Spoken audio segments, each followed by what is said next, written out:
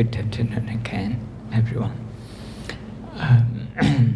As your teacher had just said, mindfulness is a skill that we all need in stressful circumstances. We need to manage stress. Stress is everywhere. Year 10, year 11, year 12, 13, uni, after uni, in workplaces, in family, everywhere. Sometimes even waiting for a bus in the morning, or maybe in your own car getting stuck in traffic.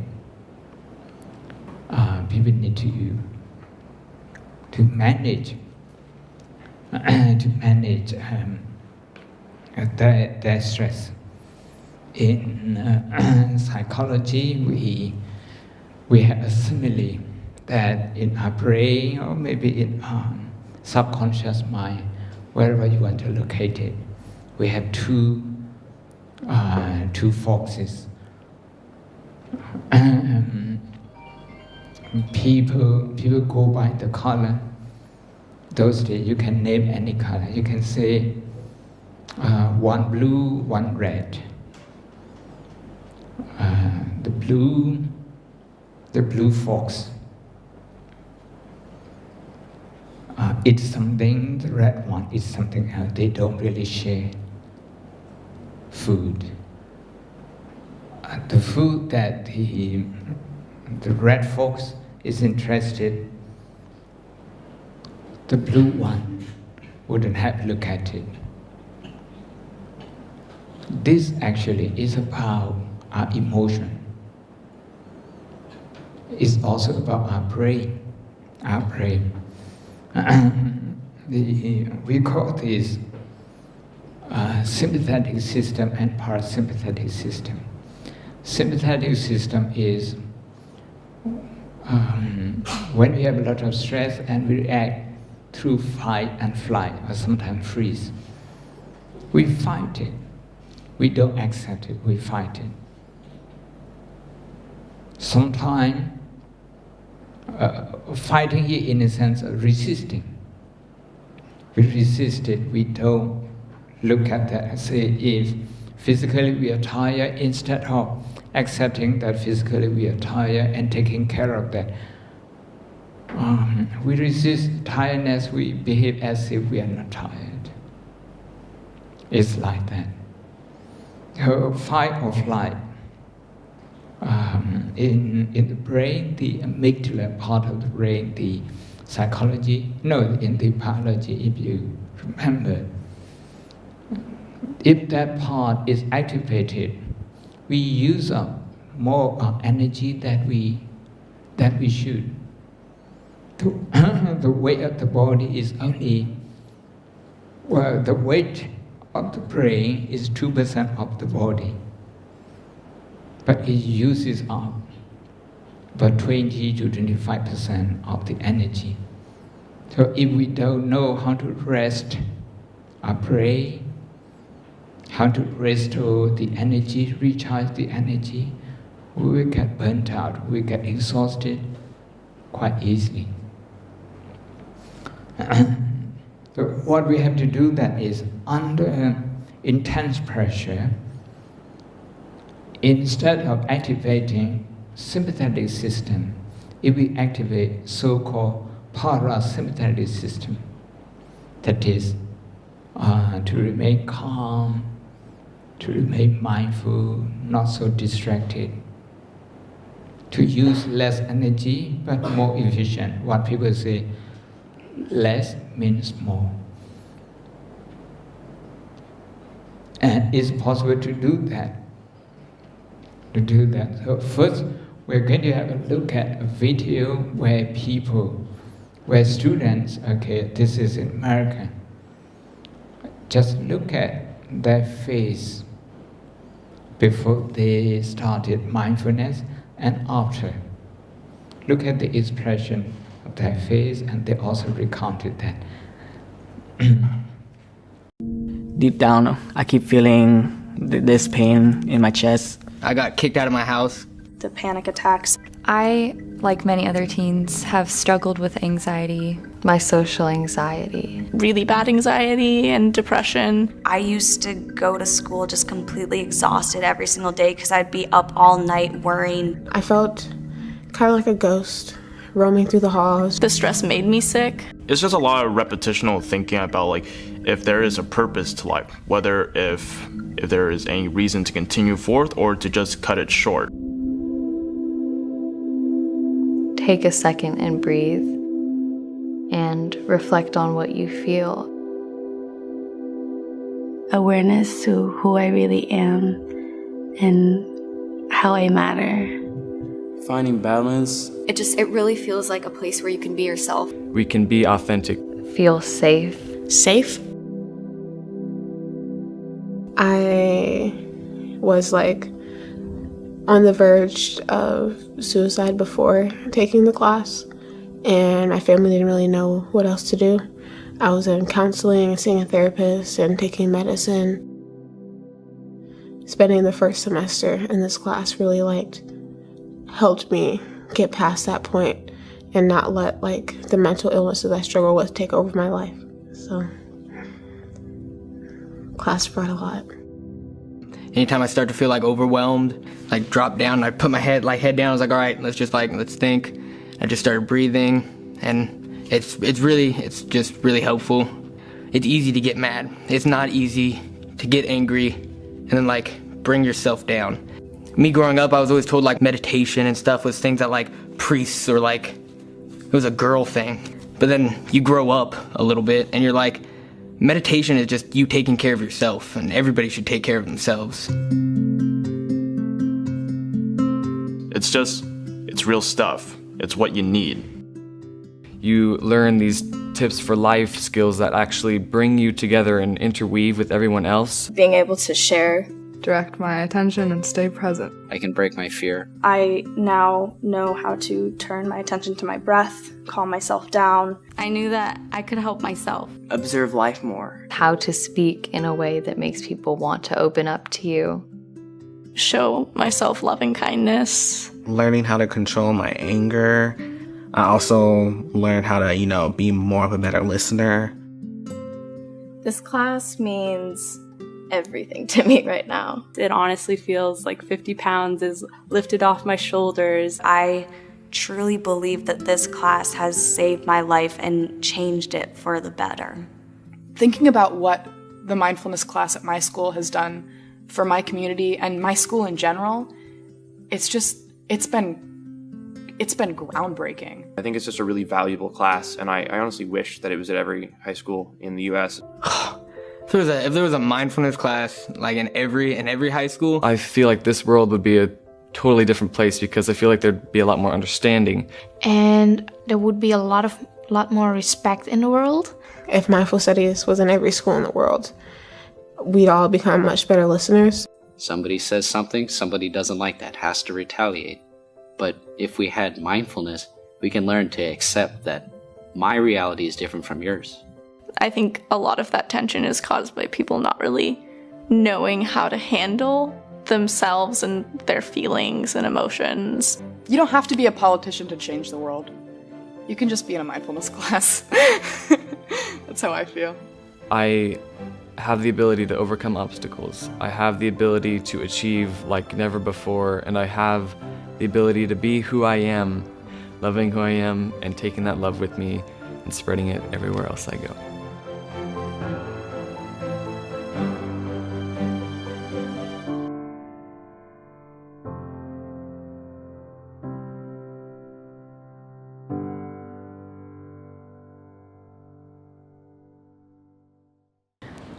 They talk about the social distress as social pressure.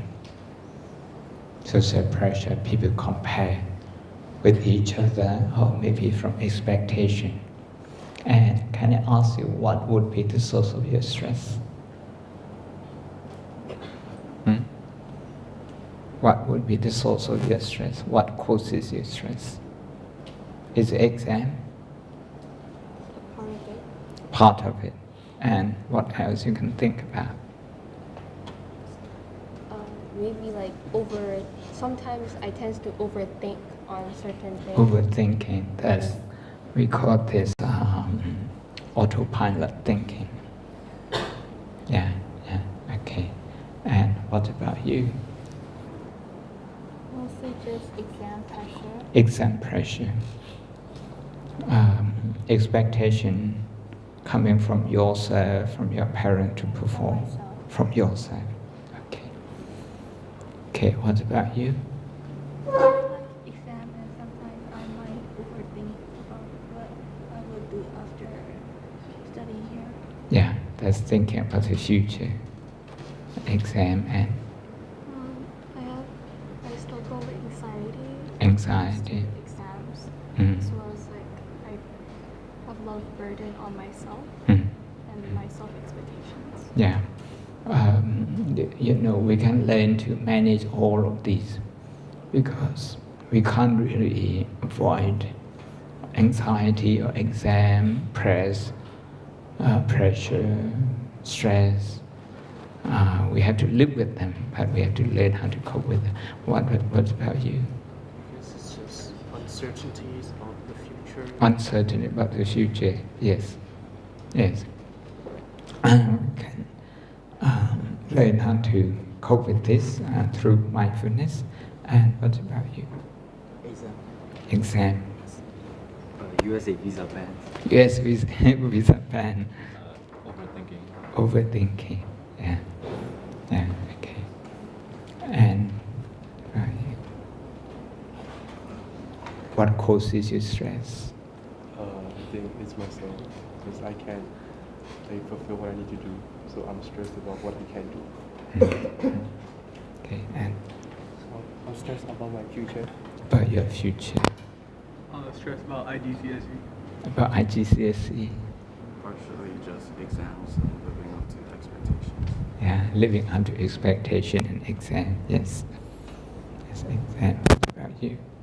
Exams and social anxiety. Exam and Social anxiety. social anxiety. Future. The future. Exams and uncertainty of the future. So the thing that I'm stressed about is the exams as well as the uncertainties about the future. Uncertainty So unfortunately, we're living in Tanya, which means it's endless suffering, lifeless struggle of death. So apparently, I use mindfulness technique to calm myself down and achieve nirvana, which means nibbana in English language. So in life, we all have greed, lobha, doda, moha. So for example, you want to achieve the perfect expectation, so that is lobha. So but if you didn't receive the expectation, I will feel angry. That is doda. And then moha means like you don't know everything. Very good. You know how to cope with that. Very good. Very good. Okay. Have I spoken to you? Yes, go ahead. But what about you? Exam and overthinking. Exam and overthinking. Overthinking is just a habit, and it's possible to change it. A good university. A good university, yes. I have been through that, yes. What about you? University and you? Social anxiety and about making friends in university. Yes. Yeah. And what about you girls? People that I have to deal with. Okay. That's a kind of social issue. And Anxiety. anxiety. Which level, which grade you are? Year 11. Year 11. And you? Public speaking. Okay, public speaking. At some point, I was so nervous. Sometimes, my voice wouldn't even come out. That happened. What about you? Social anxiety, like many people in the film. Okay. What about? Okay. And what about you? What makes you worry? I just see worry. Okay, I just see worry. Okay, I know. And do you worry sometimes? Yes. Okay, Okay, what makes you worry? Study makes me Study makes you worry. Yeah, okay, today we can learn how to calm yourself down. Okay? Yeah. What about you? Just university and the future. University and future and you? Social anxiety and egos. Okay. Are you? Okay. What about you? What's the source of your stress? Okay. What makes you stressed out? Okay. You cope with stress quite okay. Right. Thank you, everyone.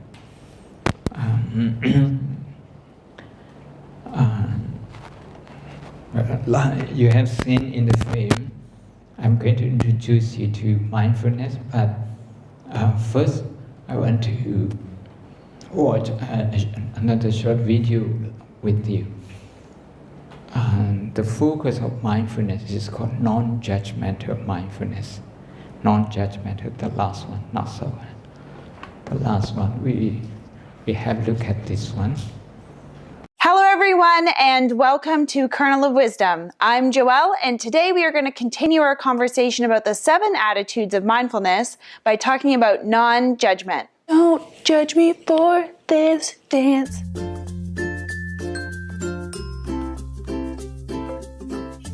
So raise your hand if you find yourself thinking any of the following during meditation. Why do my thoughts keep going back to my to-do list? I don't think I'm doing this right. I was so focused on my breath there. Nice work. What a great enlightened thought. Those are judgments. And the reason that it's very normal for judgments to come up during meditation is because the way that we're taught from a very young age. Us Westerners are typically taught to think in poles. We categorize everything as either good or bad, or some variation of good or bad, like right or wrong, or like or dislike, or black or white. So our brains are wired to almost instantly sort every person, experience, thought, behavior, or even inanimate objects into polar categories. But the world doesn't actually operate according to poles. There are all sorts of subtleties and nuances in every moment. For example, let's say our mind is wandering a lot that day. Is that actually good or bad? Is it actually right or wrong? Or does it matter more that we actually catch our minds wandering and slowly get better? Or does it matter more that we actually learn from the thoughts that we notice when our mind does wander? You see, our mind wandering just is, and there's both downfalls, such as being distracted, and benefits, such as learning from what we observe. Judging something gives us an incomplete picture of what actually is. So if we remove the judgment, we can see the bigger picture. Mindfulness helps us rewire our brains, helps us build new neural pathways so we don't succumb to the habit of judging quite so easily over time. We do this by building a practice of noticing and labeling instead of noticing and judging. And if you notice yourself judging, try not to judge yourself. It can be really helpful to notice what you like or dislike, what habits you have, what you judge, how often you judge. So if you notice it, just give it a descriptive label like judging or thinking and come back to the practice. And with time, you'll notice you'll get better and better at just noticing what is. I hope that helps with any questions you might have about non-judgment. If you have any more questions, definitely feel free to send me a message or post them in the comment box below. Don't forget to subscribe in order to get more videos from me. And otherwise, I hope you have a great day and happy meditating. Bye.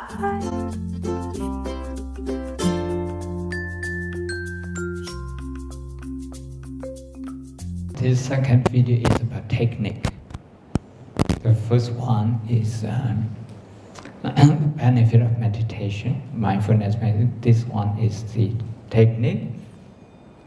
The overarching principle is not to judge. You may have worry. What you do is you notice it, you label, this is worry. This is not to say, I am worried, not to add I, to separate yourself from worry.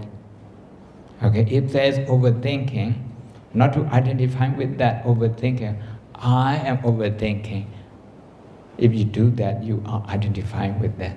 So instead of doing that, you separate the overthinking activity from yourself. This is overthinking. This is overthinking. You label that, you notice and label. And you're not going to say good or bad.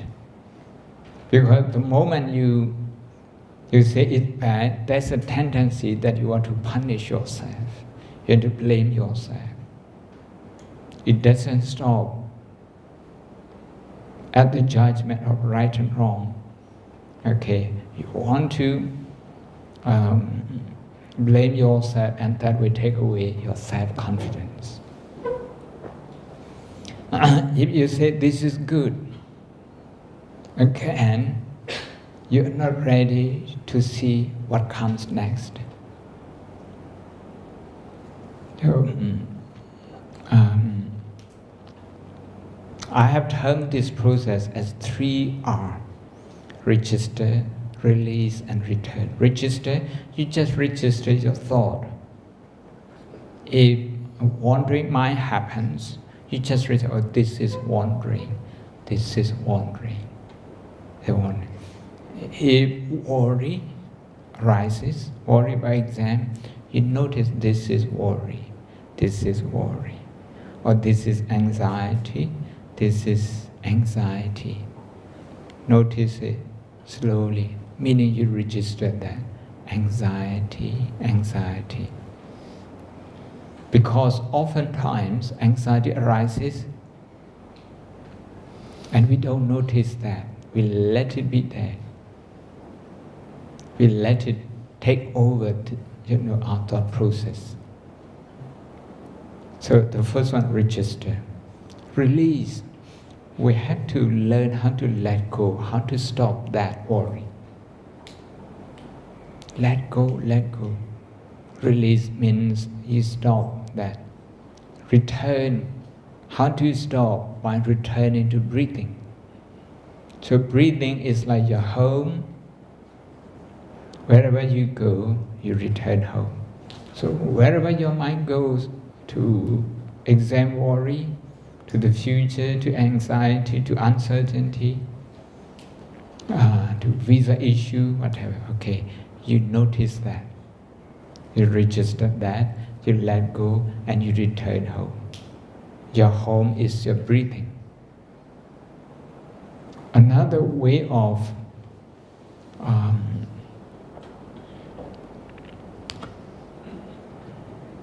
another metaphor that we use to manage our thought like that is to distinguish between host mind and visitor mind. Some of the thought we have to consider them as visitors, as a guest. So if anxiety comes in, you treat that as a visitor. Hello, anxiety. If you don't treat, it's not about welcoming it, it's not about chasing it away. It's about registering it. When you say high anxiety, high uncertainty, high stress, I know you are there. Hello, stress, I know you are there. So when you see it, there's less likelihood of stress taking over your thought process. Okay? So now time for the actual practice. But I feel a little bit lonely up here, so anyone wants to join me? A few of you can join me here if you like. Come on. We sit in, if you like, in a circle.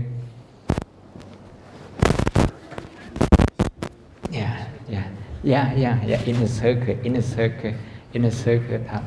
exactly, in a circle, also this way, so how should like this?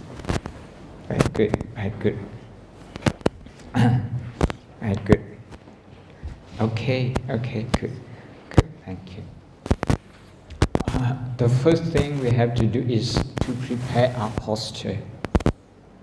If you sit on a chair, make sure you have your body upright. Okay, and your hands on your lap. Look ahead, and your head, okay, also straight. Then your feet, if you sit on a chair, keep your feet together. And try not to move. If you want to move, notice that. Register that. What we are going to be doing is to give our mind a task. That's to observe breathing. And the way we do that is through counting. We are going to count our breathing. We're going to breathing in 1, 2, 3. Then breathing out, we just let go naturally. Breathing in 1, 2, 3. We do like that. And over time, we increase unto 4, then up to 5, like that. Because this is the senior group. I know you can do this. And I should stress before we start. You will have your mind wandering, you will have distraction.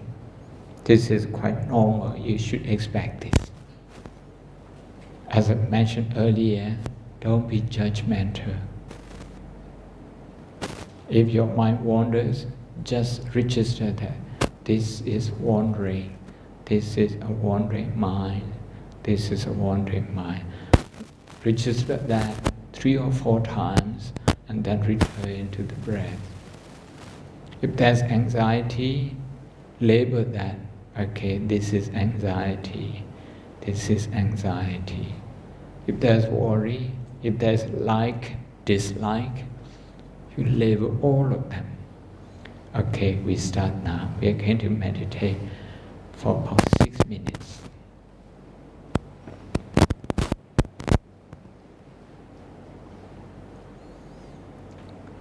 Deep and slow breathing.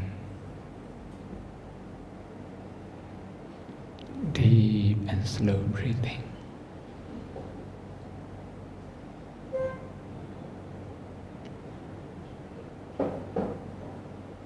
We are not trying to have perfect breathing. We're just appreciating our breath that is there. The respiratory system, circulatory system, they are working well.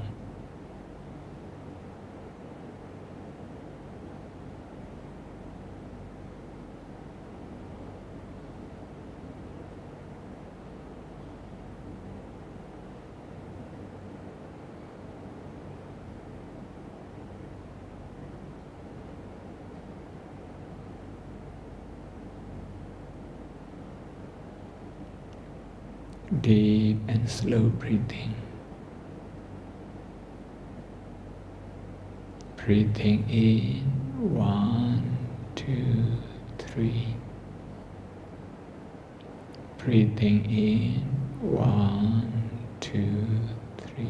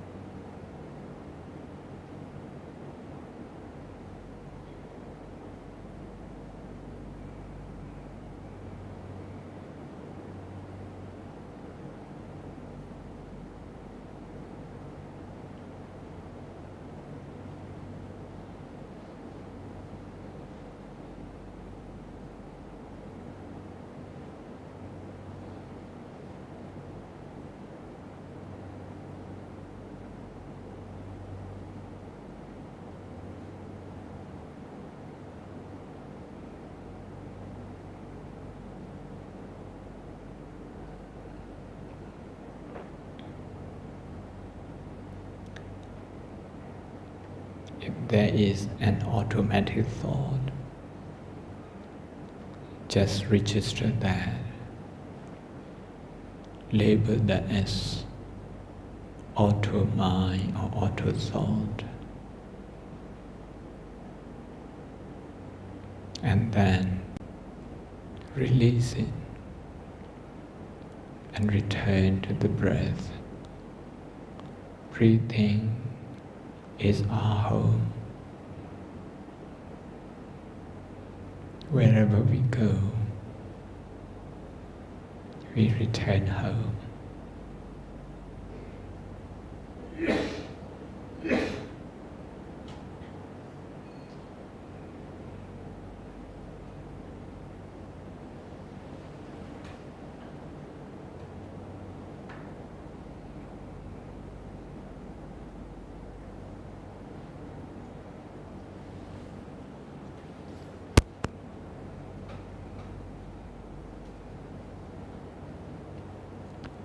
If you feel discomfort sitting in the same posture, not moving, then you notice the discomfort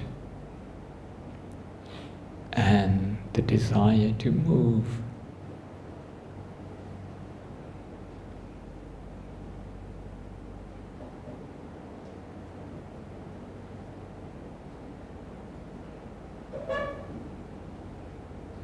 Slow and deep breathing. You may increase the count. 1, 2, 3, 4, up to 4.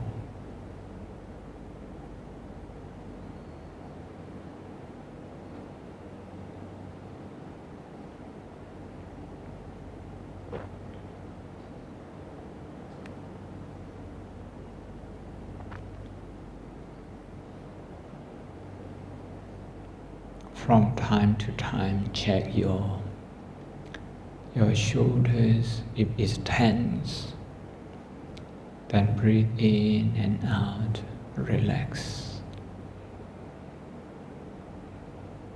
Your forehead, the muscles around your forehead, around your ears, around your chins. If there's any tension, that's because of tiredness, because of stress.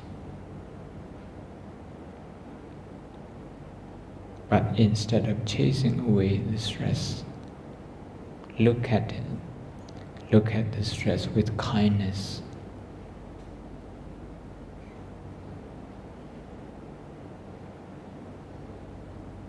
With acceptance.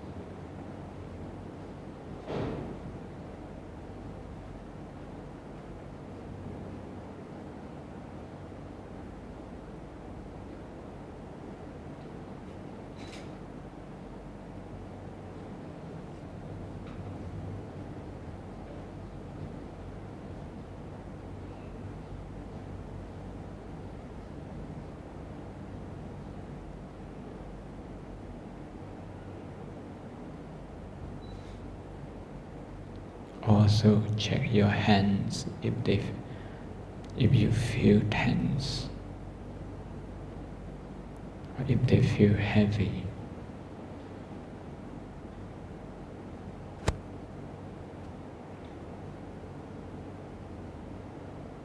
That would be the opportunity to look at yourself with kindness. Because you have been working very hard and you have accumulated a lot of stress chemicals.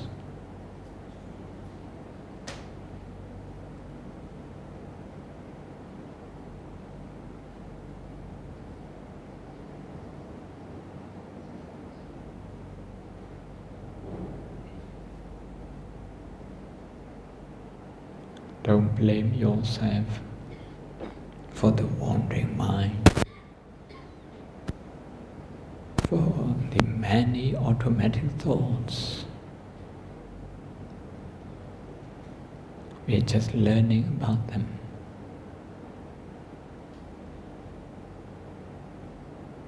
If you know they are automatic thoughts, that's already a progress.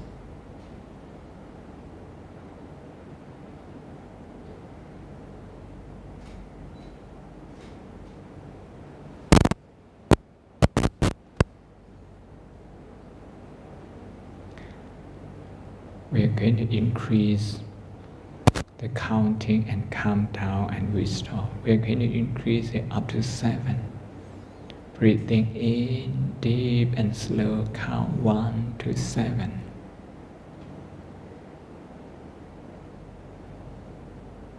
One more.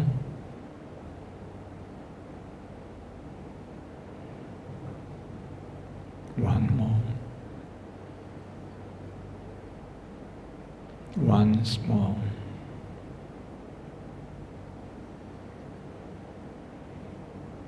We come down to 4.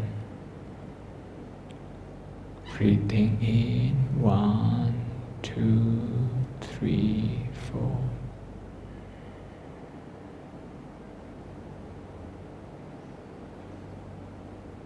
Once more.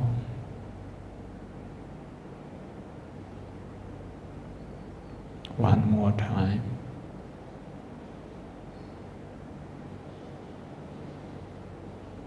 And we count only 1, breathing in 1. Deep and slow. Again, breathing in.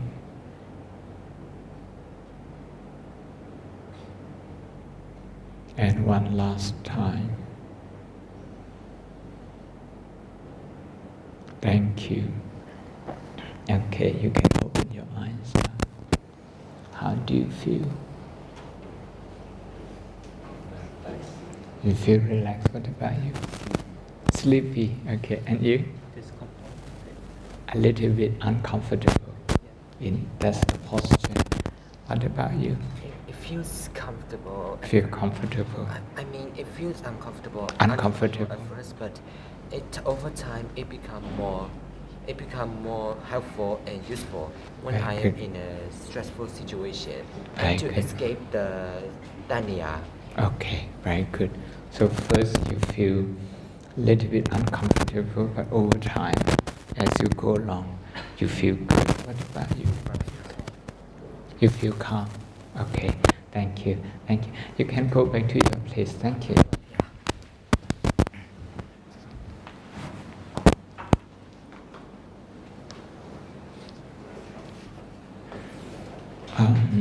My message for this first part is non-judgmental mindfulness. Just remember that word. You will become aware of many things through the senses, what you see, what you hear, what you think. And we can't stop being judgmental, but we can train to be less judgmental. The less judgmental we are, the less burdensome our thoughts become. The next bit is a different focus. We still use mindfulness. We're going to focus on appreciation. Appreciate, and especially to appreciate our effort.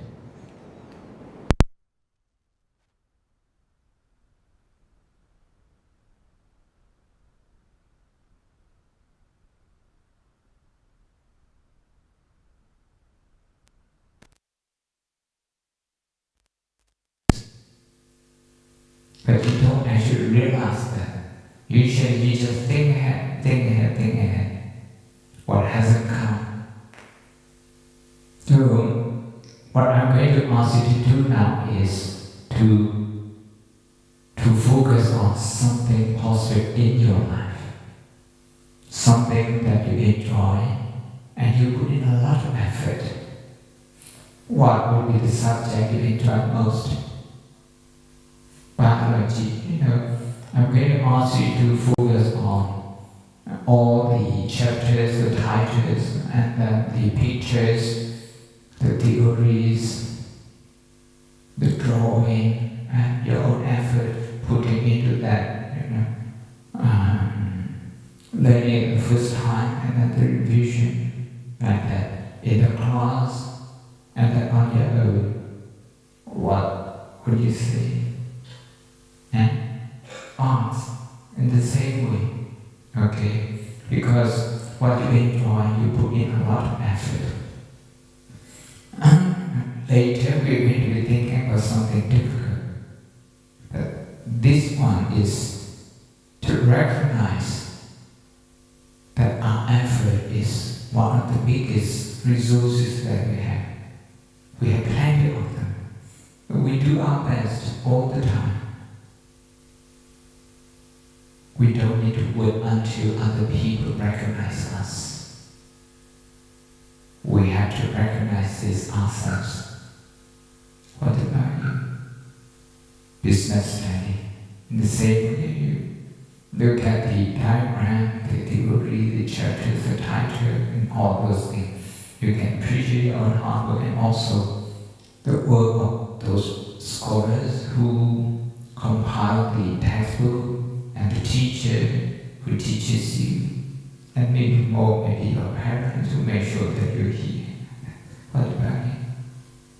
Economics in the same way.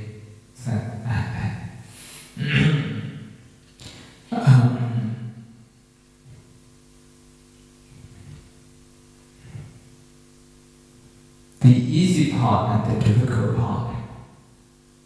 The easy part that we have done and we have achieved, usually that doesn't stay in our mind. We are worried about something that we haven't accomplished. I usually use what I call 80-20 theory. You have done 80% of your work, 20% you still need to work on. But you worry about 20% using 80% of your time and energy. The 80% that you have already accomplished, you hardly think about it, you hardly celebrate that.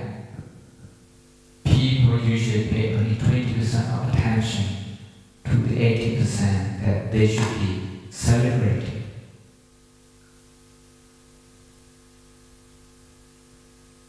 At this session, I'm going to ask you to celebrate mainly your effort, the process of growth, the process of hard working.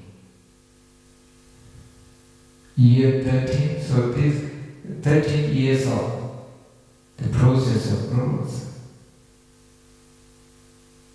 I want you to kind of look back and how much effort you put in. Just to be here, sitting here today, or sitting your exam, doing your exam. A-level exam, GCSE and GCSE.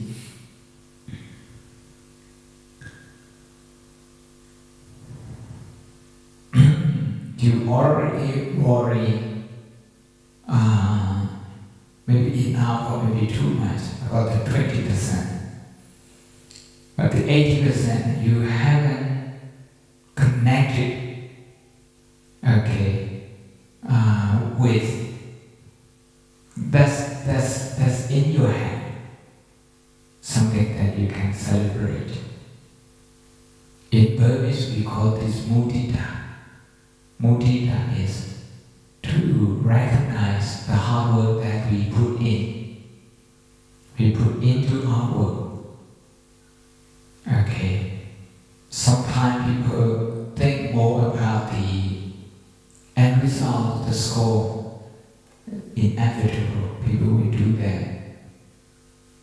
But they also focus on the process, the they will manage stress better, they will cope with anxiety better. Okay, this time we're going to look at just 2 minutes video is this one, yeah. Feeling stressed out at work?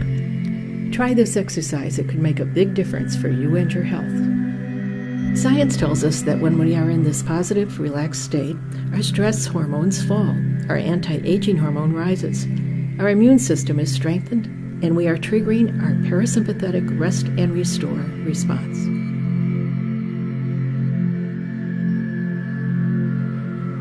Put your awareness on your heart and feel your heart.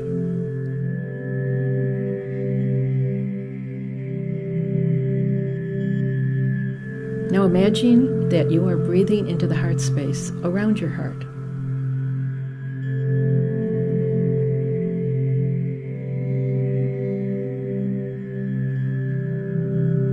Breathe a little slower and a little deeper than usual. About 5 or 6 seconds in and out.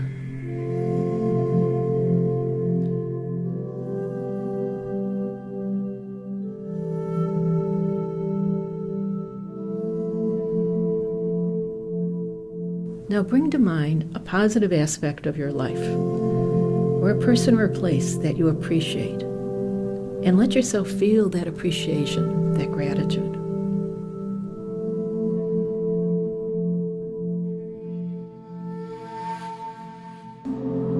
And if it feels natural, let yourself smile.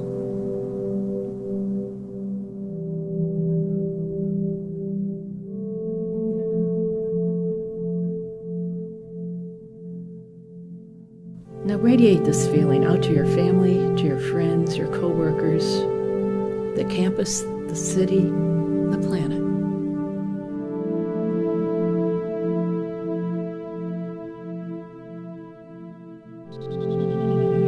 This is potent medicine. You can do it anytime, any place.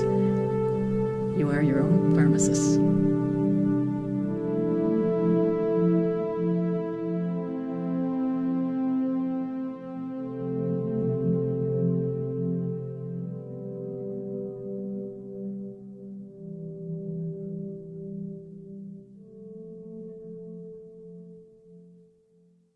We have a choice when we wake up in the morning whether to start thinking straight away about something we feel anxious about, or whether to recall something joyful because we have plenty of it as well.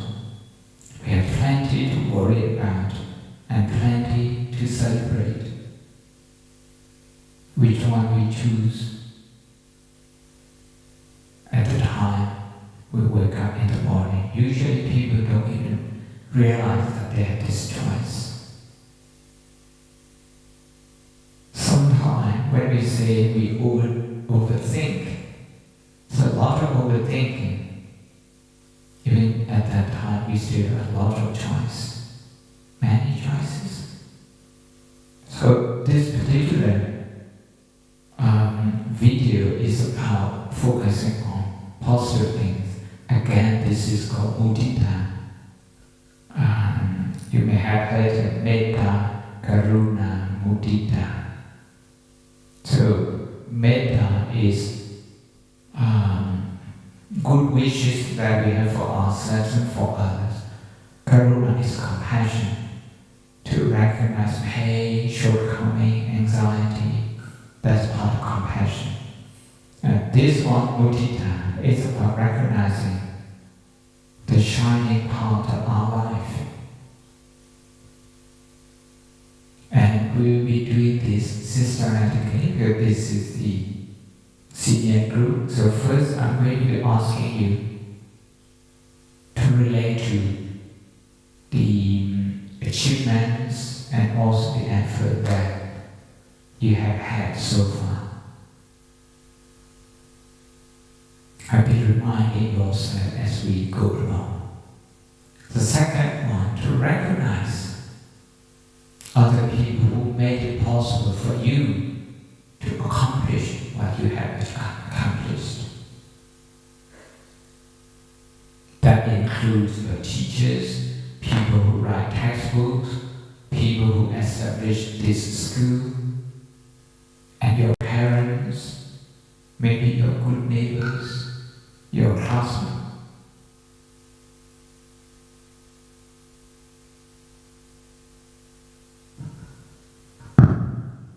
And all those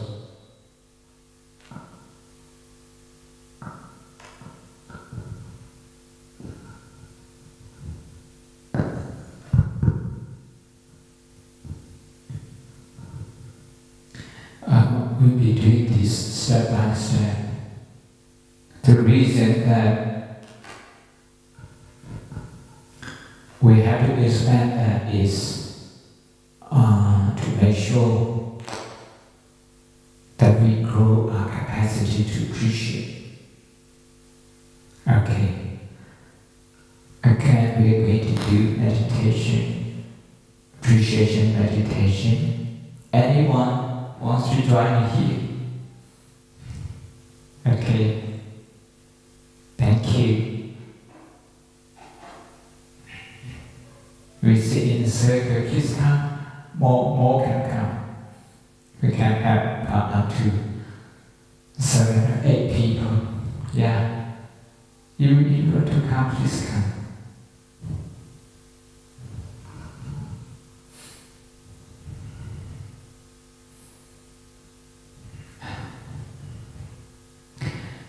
Including the teachers, you can actually look back and appreciate a lot of hard work that you put in.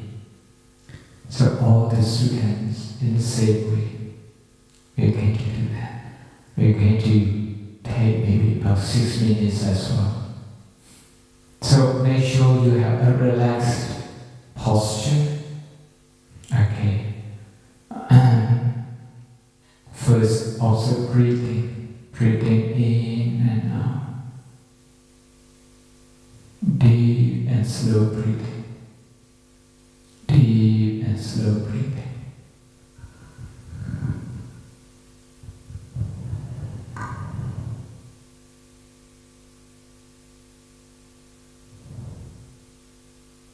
Trying to check the muscles around your forehead. It is tense.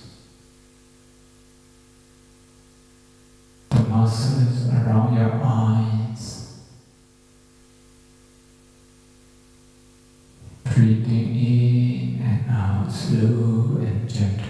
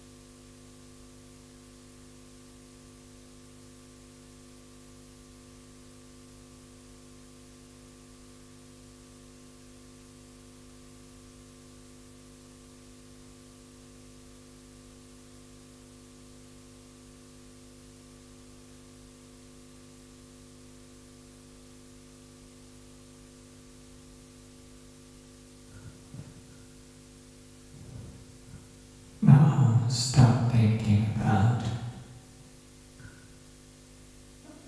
your hard work and the achievements. If you have just had your exam, think about all the hard work that you put in. You put into doing those exams one by one. how you study, how many hours you study at home, in the school, in the library. Visualize yourself working.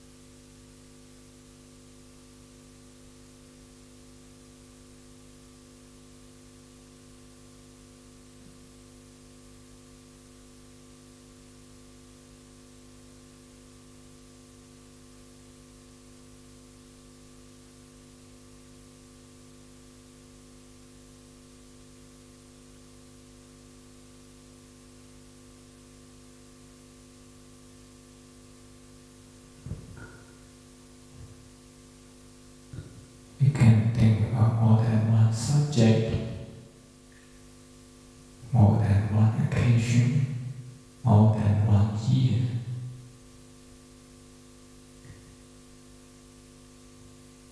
When you're connected with positive qualities in yourself,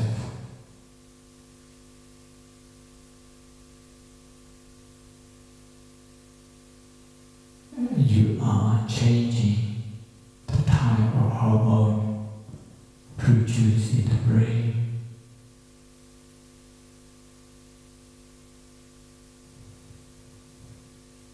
The hormones causing stress, as you know, are like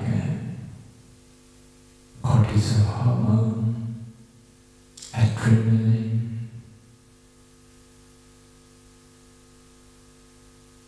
depending on our state of mind, also our emotional state. We choose the type of hormone our brain produces.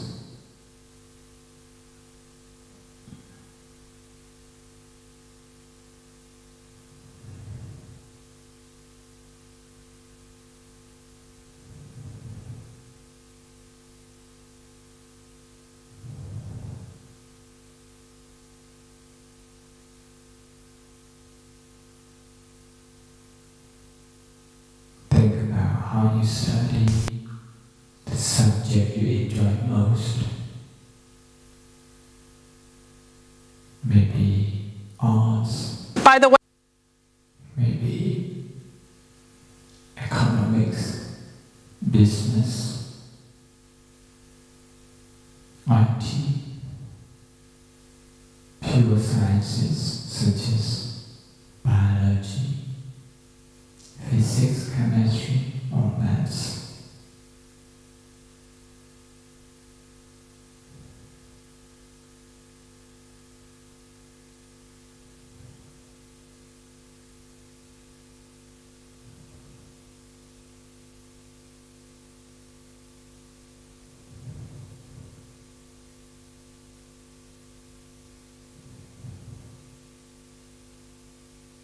From time to time, when we get carried away by our thoughts,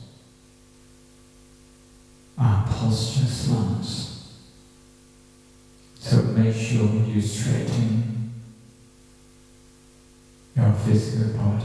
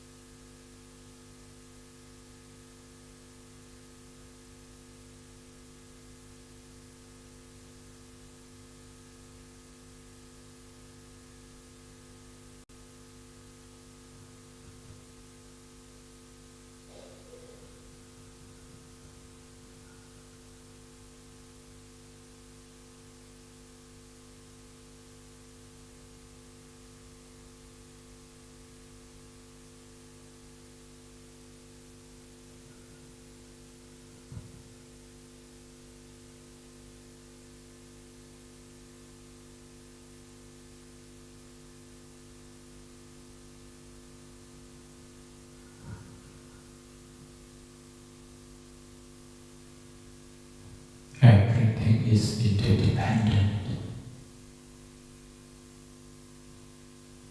Even our success, although it comes mainly from our own effort, we still have to rely on other people. And we should give credit to them. We should recognize their role, starting from our teacher.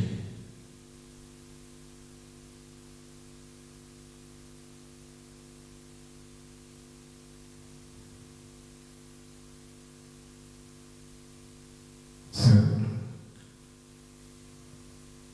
offer due recognition to the teacher who teaches you the subject you enjoy most.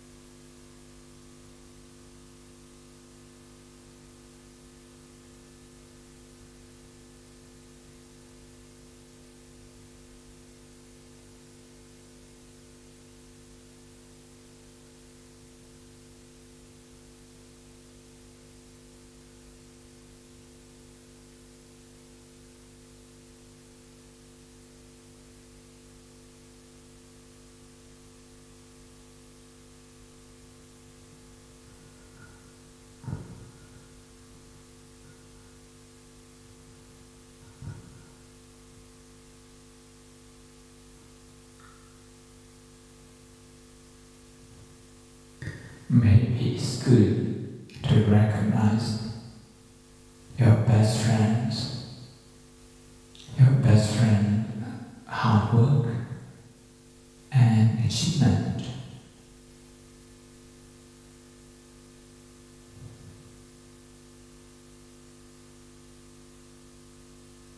Just like you, your best friend also has aspiration.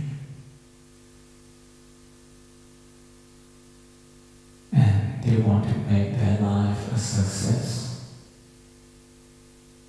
They want to do well in life.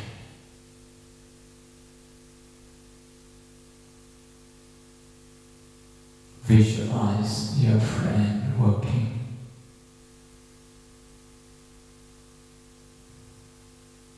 Maybe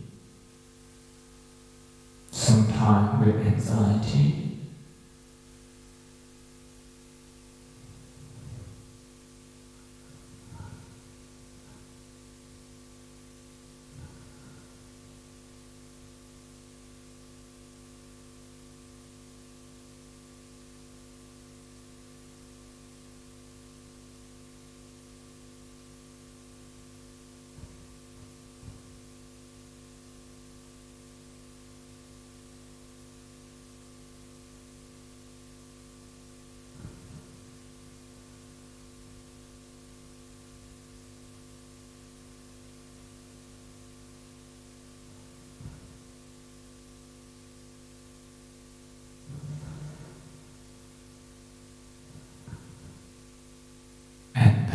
Your parents.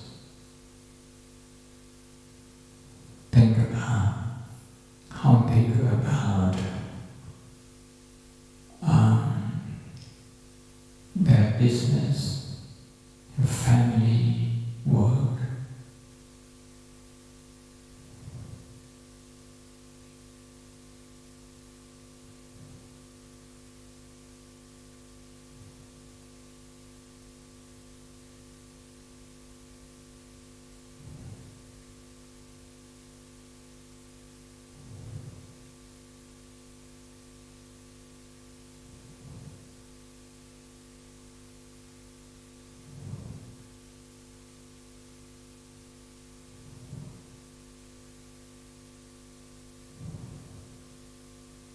Sometimes we think about our parents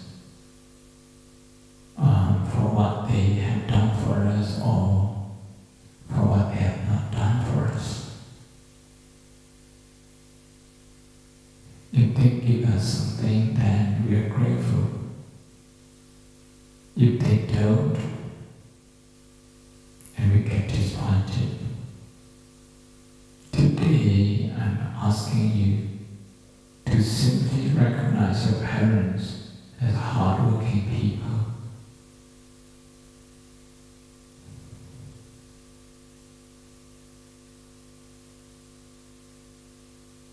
Who want to make their life a success.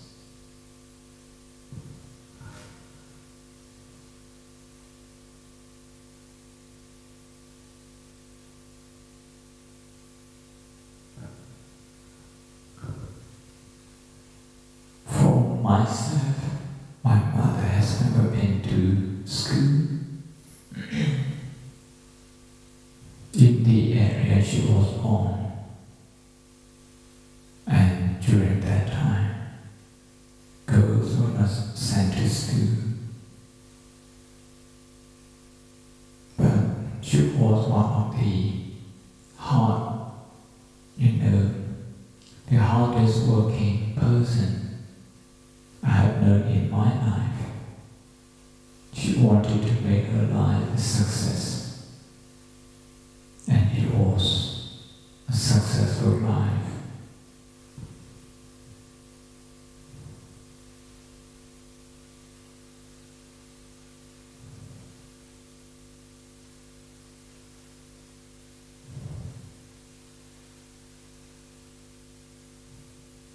Now please come back to yourself.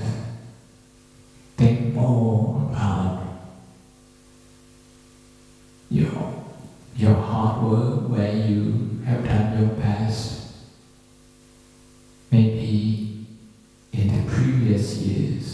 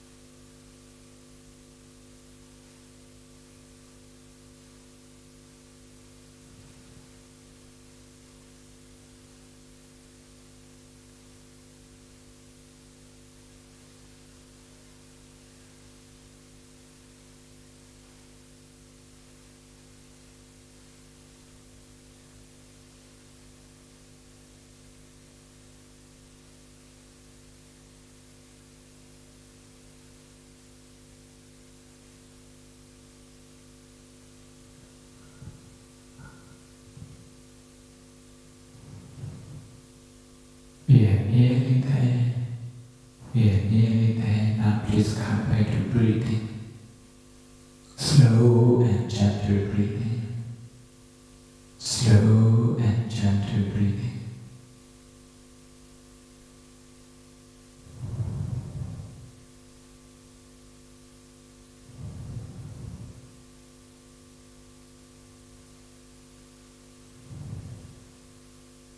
Thank you. Okay, you can open your eyes now. Thank you. Okay, go back to your place. Thank you.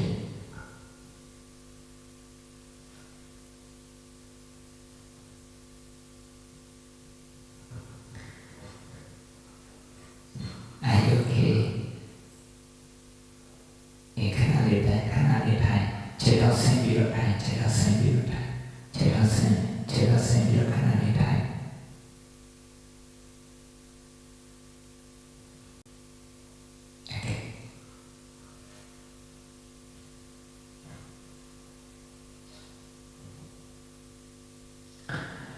Now I want you to do one exercise.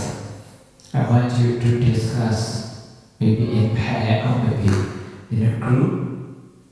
Try to talk about what you appreciate of yourself, and then what you appreciate of your friends, your teachers, your parents. This is only the beginning. We only appreciate the people we know. but we benefit more from the people we don't know.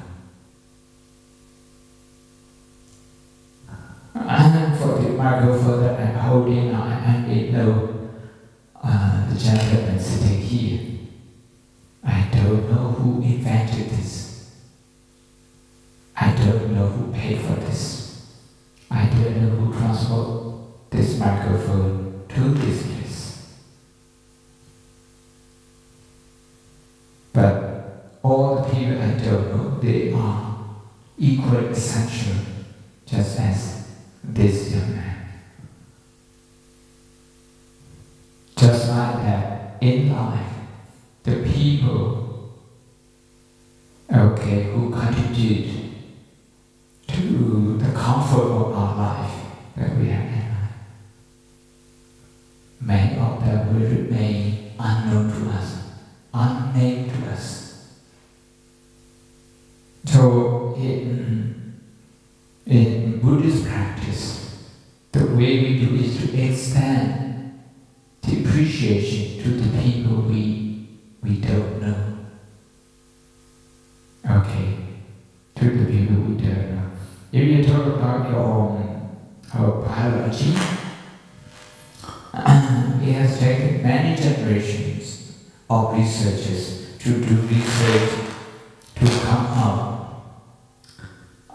with the textbook that you have in hand, just to make sure that the theories, the practice that are there in the book are correct and shared with as many people. We know very little about them and the support that they get.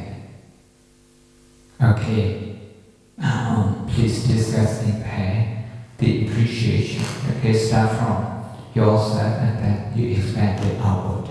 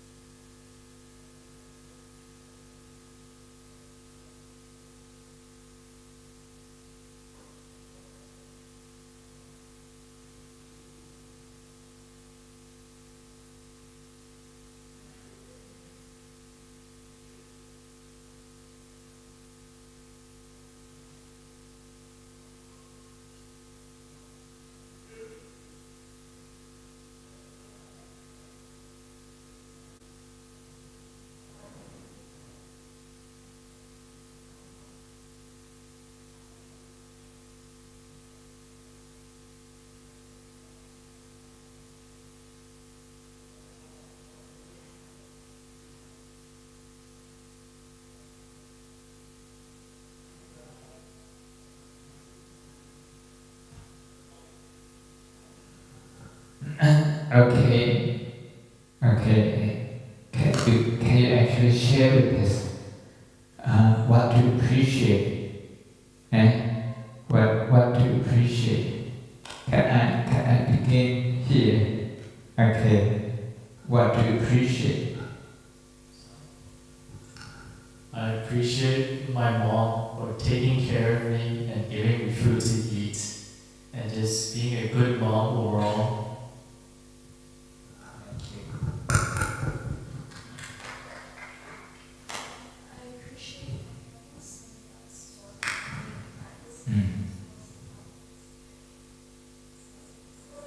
Okay. What about yourself? Do you appreciate yourself? You guess you're not quite sure. We mustn't forget ourselves. Okay? And there are many things that we can appreciate. We form this habit of appreciation, not forgetting ourselves.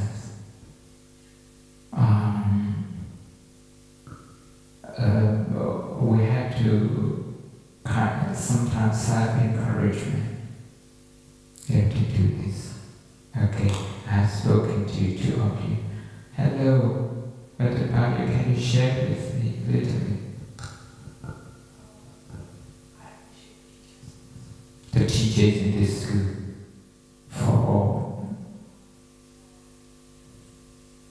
for chemistry and Ishite. Okay. Okay, you're not sure. Okay.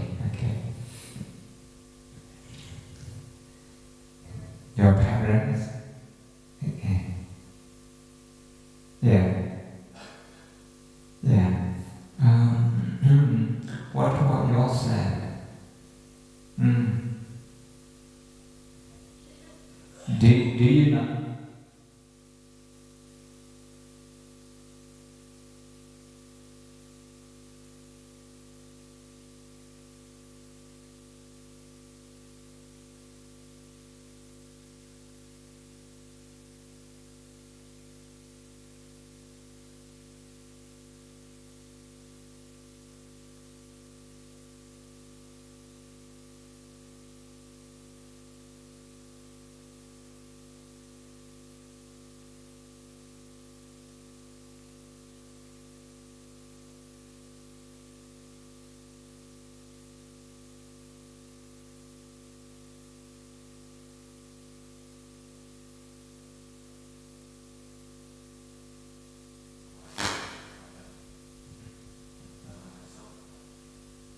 Okay, yourself, your parents, and you.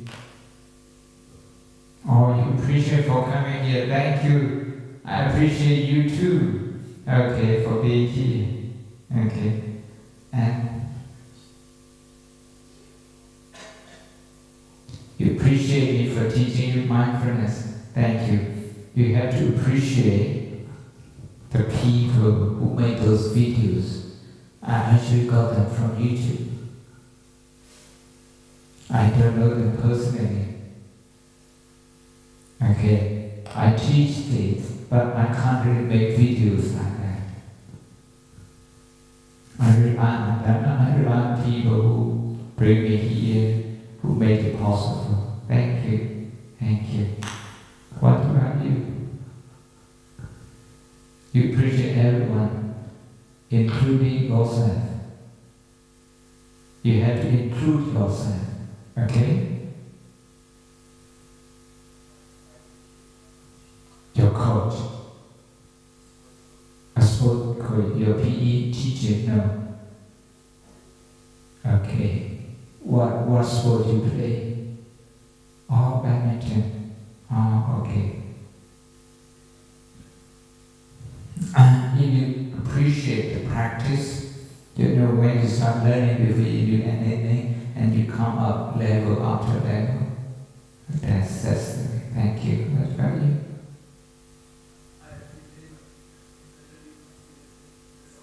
Your CS teacher, your CS teacher. What's her name? Miss Oma. Okay. So close to yourself. Okay, and you? Your parent for working hard. Very good, okay. And do you appreciate yourself? You should. The moment life gets harder, you think about something to appreciate, you can overcome that easily. What about you? Your parents and your teacher are very good. What about yourself? Yeah. Not sometimes, it has to be all the time. All the time. Because when we don't appreciate ourselves, sometimes we actually blame ourselves. We feel dissatisfied with ourselves. We only chase after something that is not in our hand. But once we got that, we don't appreciate that. Instead, we choose to chase after something new. It becomes a habit. So today, my message to you is that appreciate what you have done.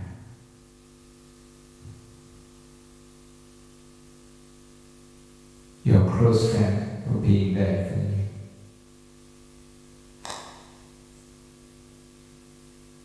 Okay. Very good, Annie.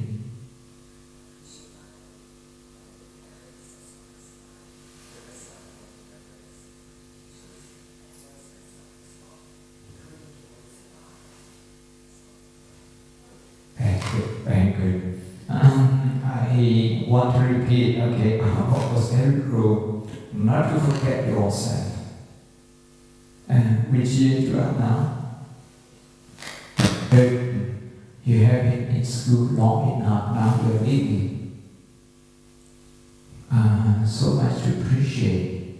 But if you just think about uni and not the journey that you have already covered, you feel as if you haven't got anything sometimes. Yeah. Actually, you have a lot in the bag already. What about you? Friends and family. What about yourself? Very good.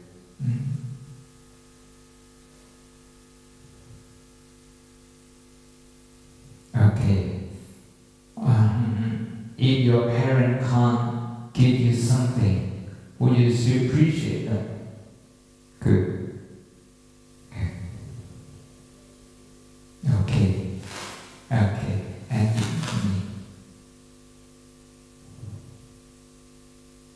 your mom. Okay. And you?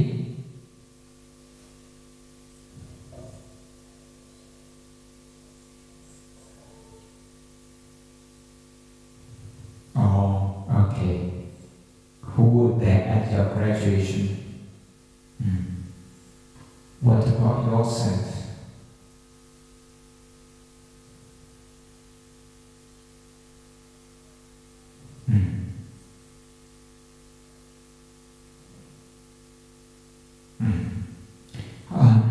If we forget ourselves, especially our effort,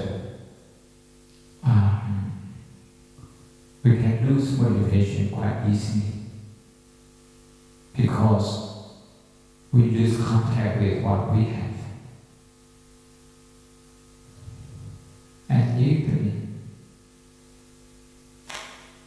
friends and family, what about yourself? Oh, you appreciate your own patient, very good. I need that too. I need that. I'm not that patient sometimes. All right.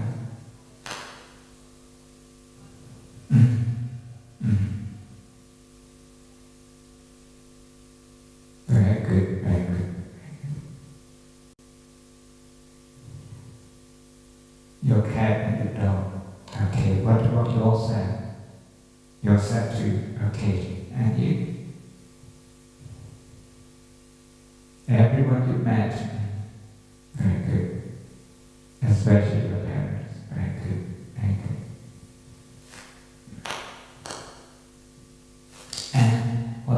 you want to appreciate yourself and your parents, especially your hard work, not just the score you got, okay? Also your heart. Hello. When you're thinking about what you appreciate, your parents,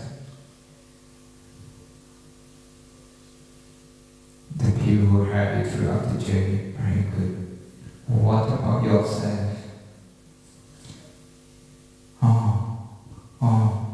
You don't think about yourself. It's okay to think about yourself and to appreciate yourself. That's okay. There's nothing wrong with that.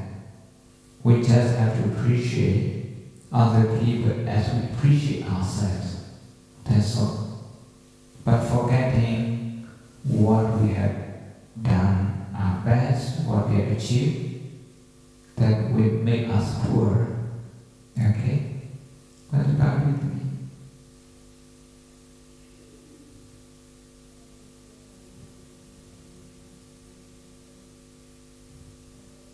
Okay, year 12 and year 13. Thank you, thank you, thank you. And you,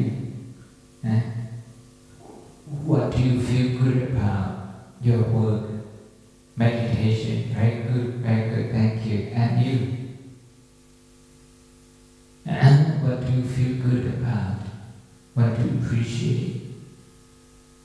Because you come to school every day, you work hard.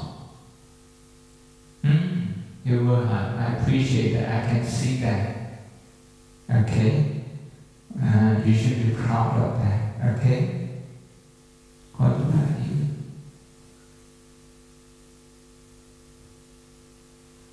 Along here, more than 10 years, there's plenty to appreciate. And if you extend that to the people who have been involved in the journey,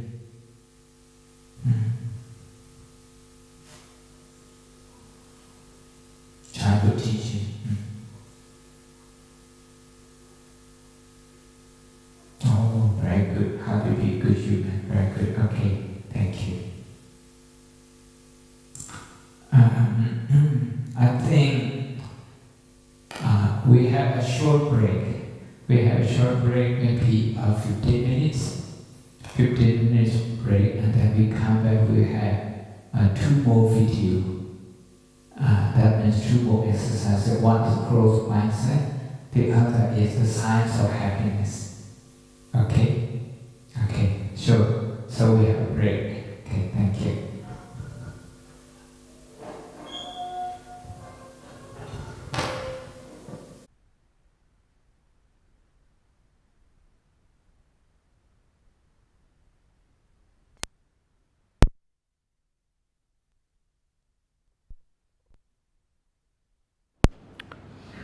They have different information.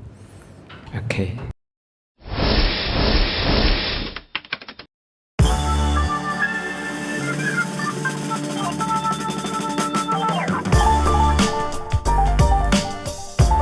So check this out.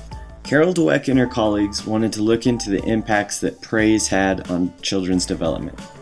So what they did is they took over 400 5th grade students from all across the nation, and they did a really simple yet interesting study. Here's how it went down. They gave all the kids a really easy non-verbal IQ test. There were 10 questions, and at the end of the test they praised all the children in one of 2 ways. The first group was praised for their intelligence. So they said, "Wow, great job, you must be really smart at this." Now the second group was praised for their effort. So they said, "Wow, great job, you must have worked really hard at this." Now this is a really subtle difference, but the impact it had is incredible. So after praising the kids and getting them divided up into the 2 groups, they gave them all an option for their next test. The first option was, hey, this next test is going to be a little bit harder, but it's going to be a great opportunity to learn and grow. Now the second option was, this next test will be similar to the first and you will surely do well on it.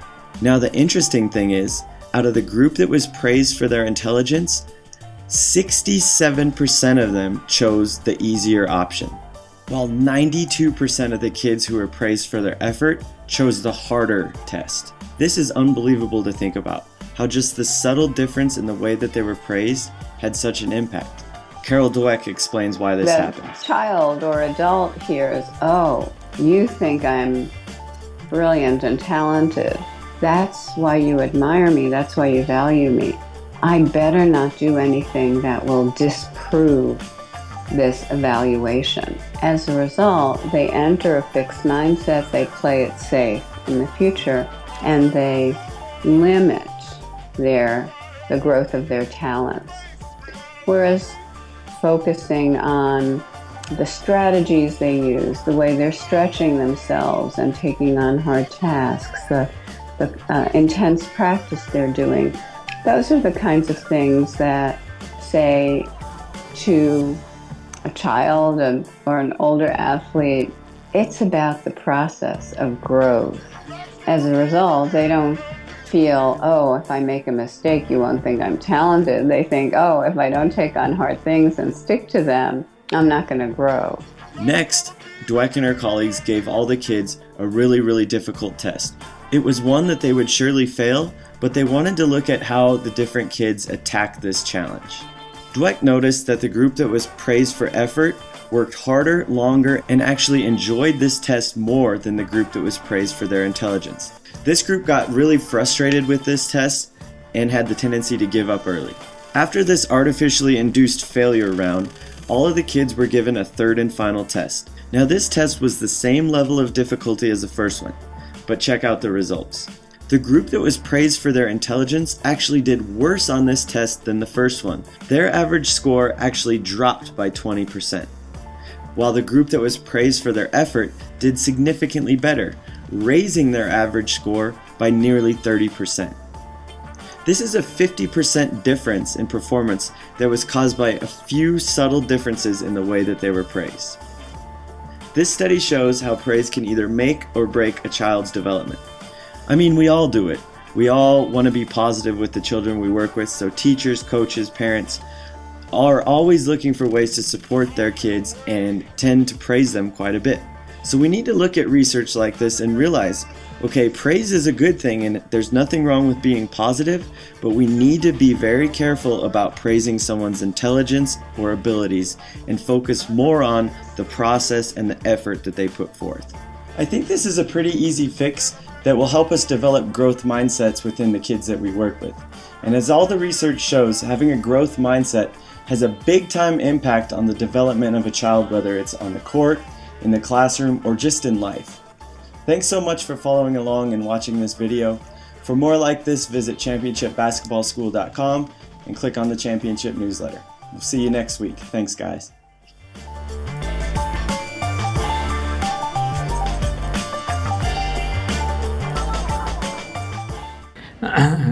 So this is a different focus. One focus is on intelligence, and those who focus on intelligence tend to focus on the result. And those who focus on the process of growth, the effort, they tend to be more resilient in the face of difficulty, in the face of, okay, this day, maybe visa uncertainty, maybe uni uncertainty, all those things. The way we cope with that, it depends also on our mindset that we have. If we have to wait, we have to wait. We can't do anything. But during the time we wait, are we going to focus on something that will worry us, or are we going to focus on something that will calm us down? If we focus on the process that we have done our best, we remain calm, we reserve our energy, we don't exhaust ourselves.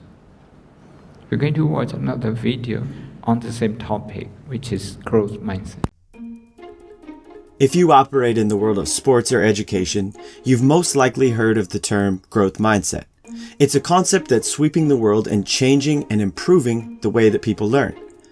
This powerful idea has been pushed forward by Stanford professor and best-selling author Carol Dweck. For decades, I've been studying why some people succeed while people who are equally talented do not.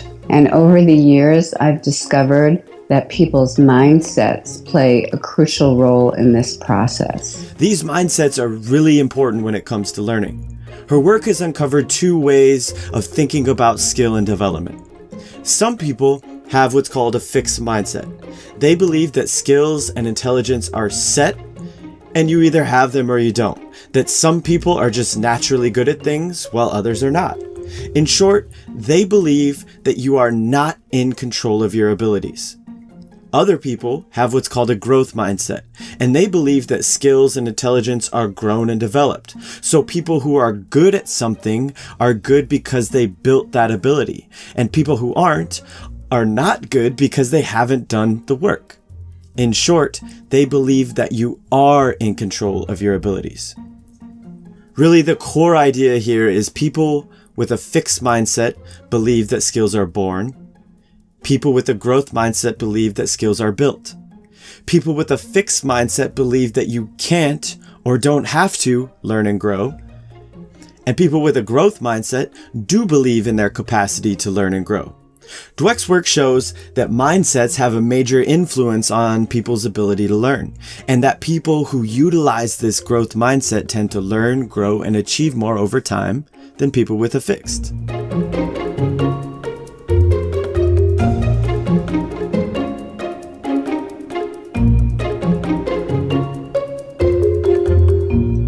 Growth mindset really creates a solid foundation for great learning. And because of its power, companies, sports teams, and schools from all over the world are implementing this into their culture.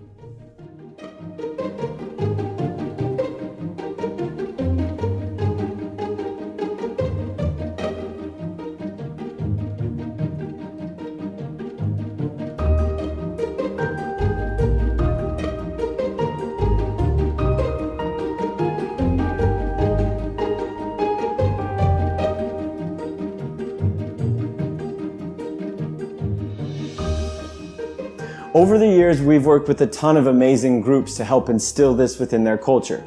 We're talking Fortune 500 companies, lots of colleges, lots of high schools, and even a few prisons who are working to build growth mindset into their reentry program. What I'm trying to say is this is bigger than one study or one TED Talk. This is a powerful concept that's helping lots of different people in lots of different places. Now, the reason it's so important and powerful is it is the foundation for learning. And if you understand this, no matter what you build on that foundation, it will be more powerful. But to really implement and run with this concept, we need to zoom in and look at the nuts and the bolts of it. We need to talk about what it actually is and how it actually works.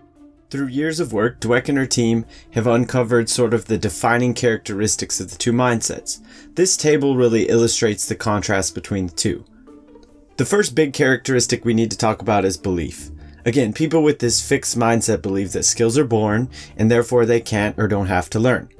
People with a growth mindset believe that skills are built, therefore they can learn. The second major characteristic is focus. People in a fixed mindset tend to focus on performance and outcomes and results.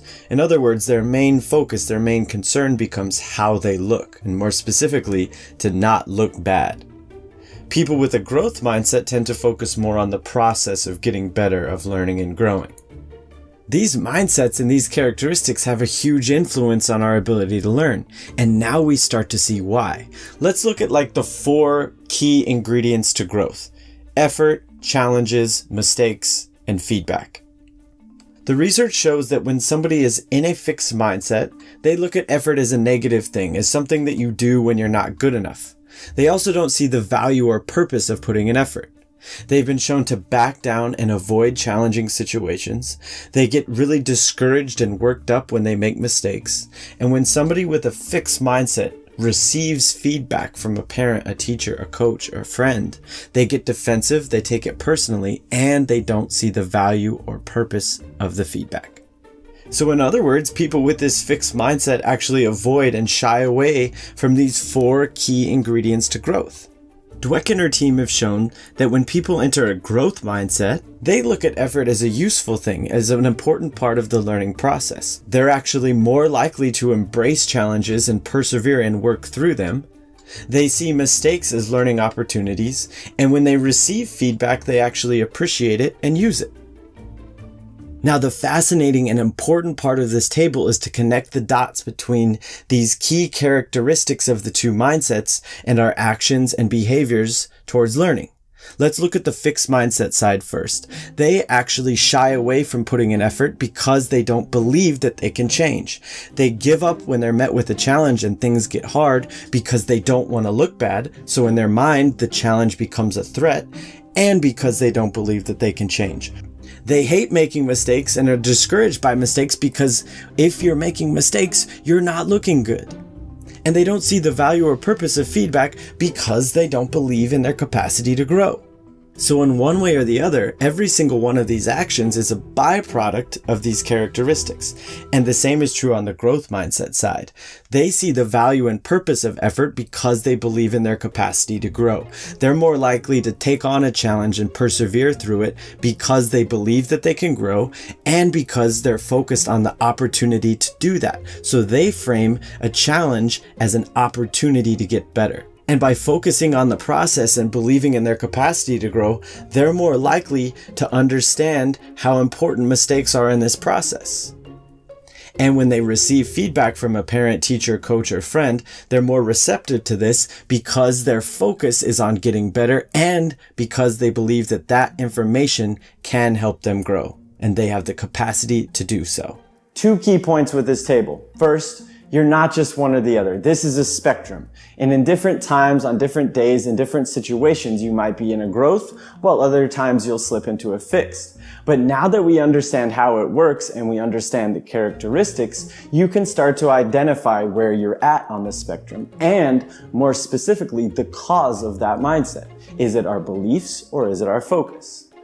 Second, yes, these actions of learning are great, and they're definitely behaviors that we want. But we have to understand that they come from our mindsets. So to create a great culture for learning, it's about zooming in on beliefs and focus and creating a real growth mindset, which is one of the most important things we can do.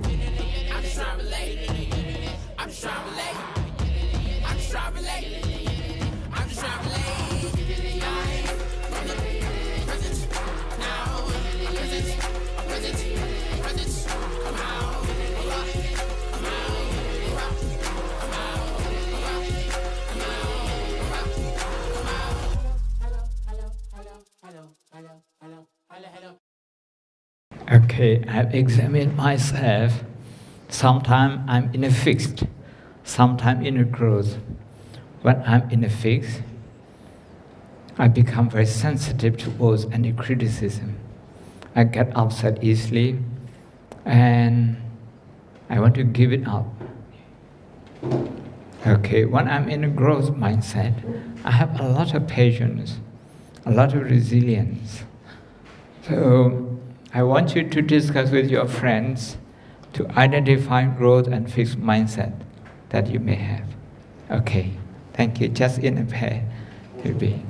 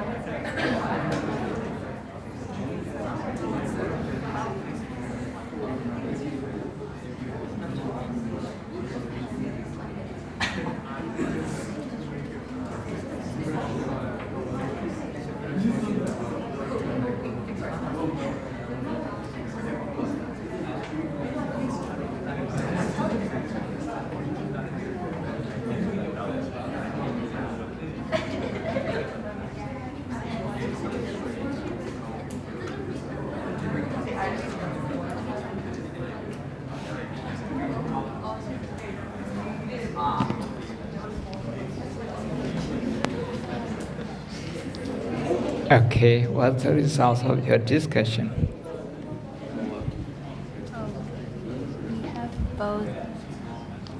We have both a fixed mindset and a growth mindset, because sometimes when we have a fixed mindset, we like when receiving criticism, we feel hurt or upset, right? But sometimes when we make mistakes, we feel more encouraged to do better. So we have kind of a mix of both. How do you find from these two videos the way to improve?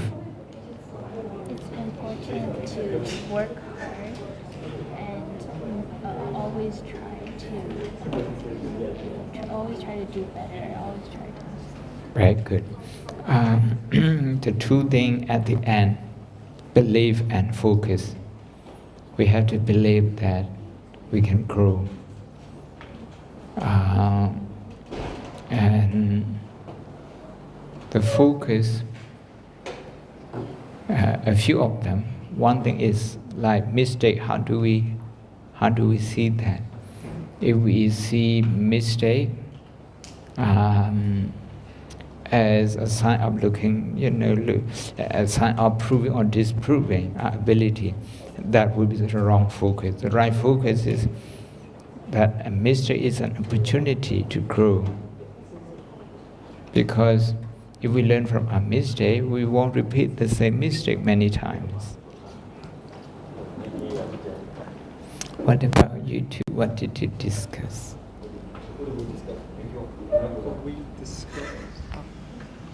So we discussed that ultimately we switch between growth and fixed mindsets depending on our situation.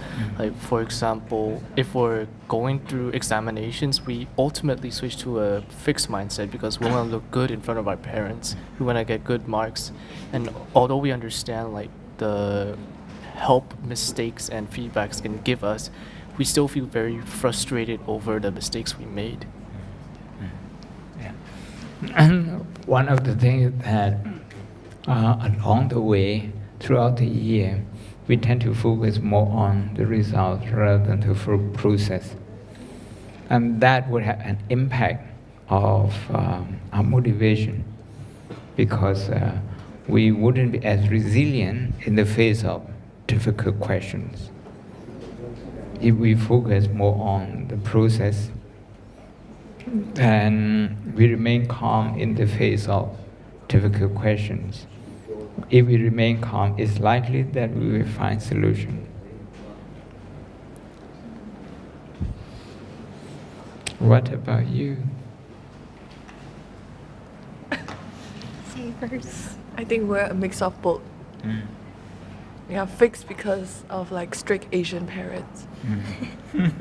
Yes. Because we tend to believe that doing mistakes cause failure. Yeah. But we also have a part of us which is a growth mindset. Because we wishes to learn. Yeah, Yes. wishes to learn. Yes. Yes. So we have to change our attitude towards mistake.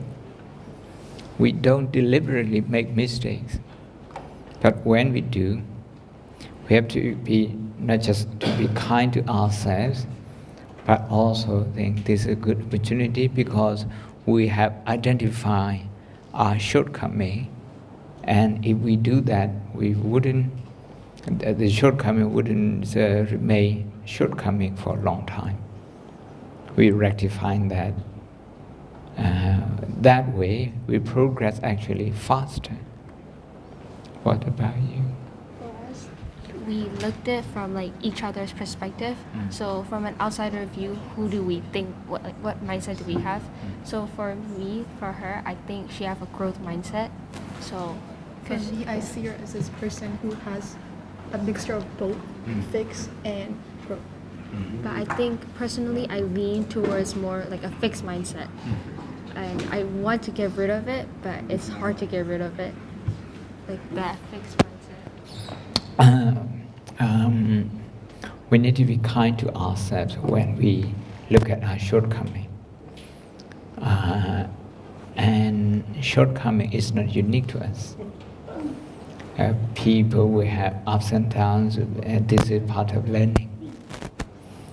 If we think this is unique to us and nobody else ever made mistake, that personalization causes us because it puts a lot of pressure on us. So we have to allow our teachers to make mistakes, our parents to make mistakes.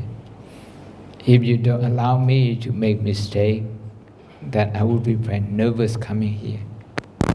So I allow myself to make some mistakes. I'm sure I will. Which video clip to go first and which points to emphasize. I'm sure after this, when I reflect, there would be room to improve. After each school visit, I look at that. And at times when I'm in a fixed mindset, that upsets me. When I'm in a growth mindset, I say, oh, maybe 70-80% I did my best. Maybe not 100%. And the rest is for you guys to fill in.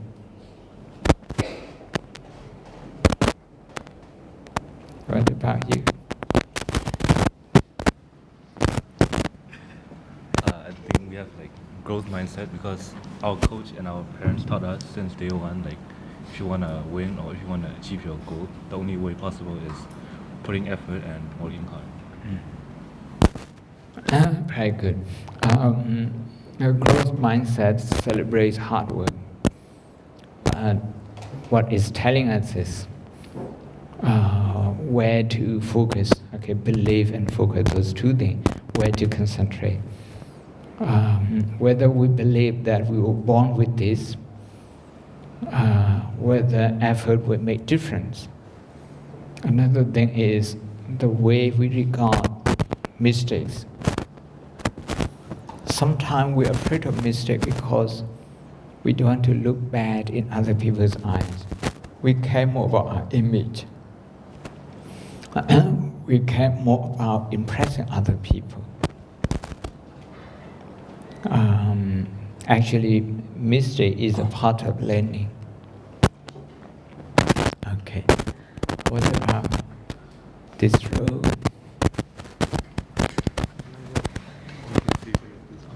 I think it's okay. I think my mindset depends on my mood and It depends on your mood, yes. and interest. So let's say if I'm very interested in one thing, I will have a growth mindset and like want to learn about improving. But if I'm not interested in the subject, I will have a fixed mindset, which is try not to do mistakes because I care about my image. Yes. You think your mindset depends on your mood. Other people would argue that your mood depends on your mindset. It can be both ways. Although it's good to have a balance of both mindsets, we both agree that a growth mindset is more beneficial to a person. Exactly. Because they have the belief to change and obtain skills. Unlike fixed fixed mindset, and that allows a person to be more malleable.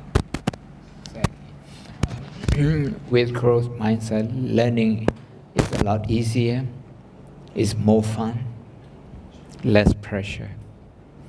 So the way we have a lot of stress and that we have to cope with a lot of stress is because of mindset as well.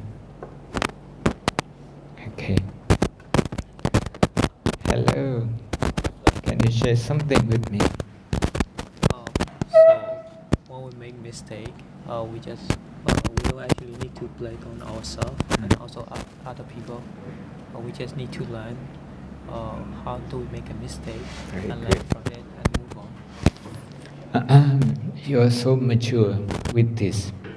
At your age, when I made mistake, I either blame myself or I blame the entire world. You see? So frustrating that I blame myself, and then that made me feel inferior. Sometimes I didn't accept that this is my mistake, that it can be rectified. I failed to see that. As a result, I blame anyone on earth that could happen. What about you? The reason why, to be honest, I would say both, because for growth mindset it's like when I make some mistakes, I just try to do my best and carry on learning more about that. But for the fixed mindset, it's like for many people it seems like a bad reputation. So that means I care about my reputation. So that's why I have both, and it's frustrating if my... Everybody has both. It's a question of moving from fixed mindset to growth. Yeah. Okay. Thank you. Thank you. Hello. What do you think? Are you sisters? You look like, okay. Sorry. And what do you think about this one? Growth and fixed mindset. We discussed that we have a growth mindset.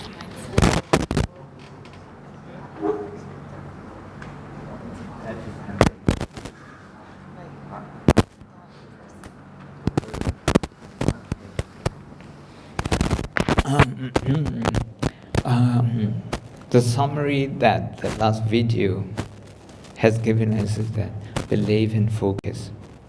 Whether we believe that we can grow, whether we believe that our talents are fixed. That's one thing. Another thing is, okay, I'm going to put this to you. When you don't understand how to express it, to express I don't understand or I don't understand it yet. How do you usually express it? I don't say anything. You don't say anything. What about you? You don't understand it yet. Okay. If we say I don't understand it yet, there's a lot more room to grow. If we say I don't understand that full stop, we're not going to make any more effort. So even in the way we express it, people can identify growth mindset or fixed mindset. Okay. In some of the schools in Chicago where this research took place, they don't give a grade fail. Okay.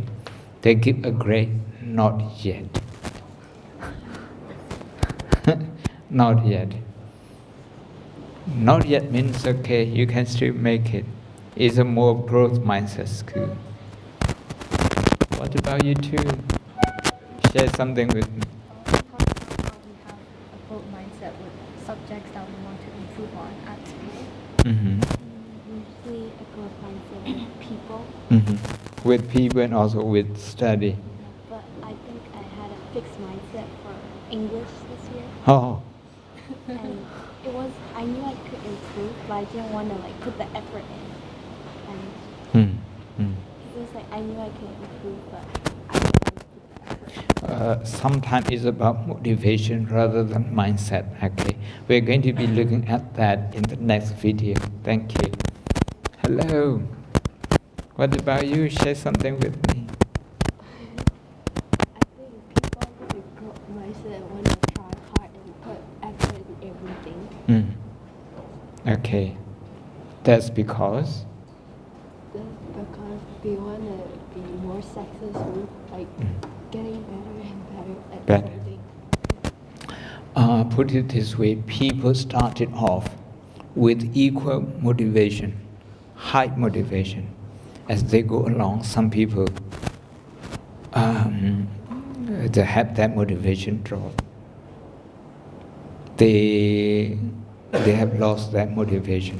But some people, they remain equally motivated from the beginning, in the middle, until the end. The reason, according to this video, is because of the mindset. Mindset, the belief and the focus. In the first video, you can see students were given impossible tasks, question they would never be able to answer. If you are year 13, people will give you maybe final BSc question. You wouldn't be able to answer. They don't want to know the answer. They want to know your reaction. They want to know your resilience.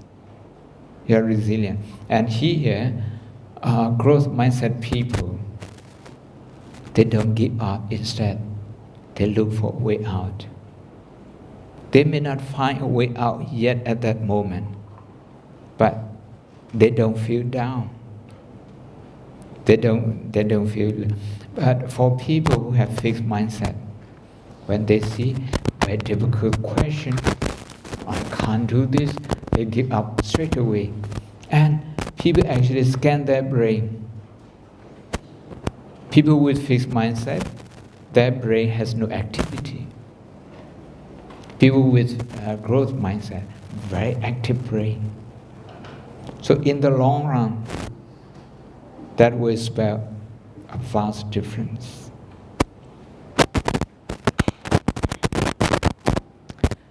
Okay, we're going to run through the last video very quickly. This is about the science of happiness. Last video. By the way, how are you feeling this morning? Yes, you. Happy? Not so much? Well, new polling shows happiness levels in the U.S. are on the decline, and it is especially prevalent in people under 30. Take a look at this curve. Historically, happiness is high when you're young.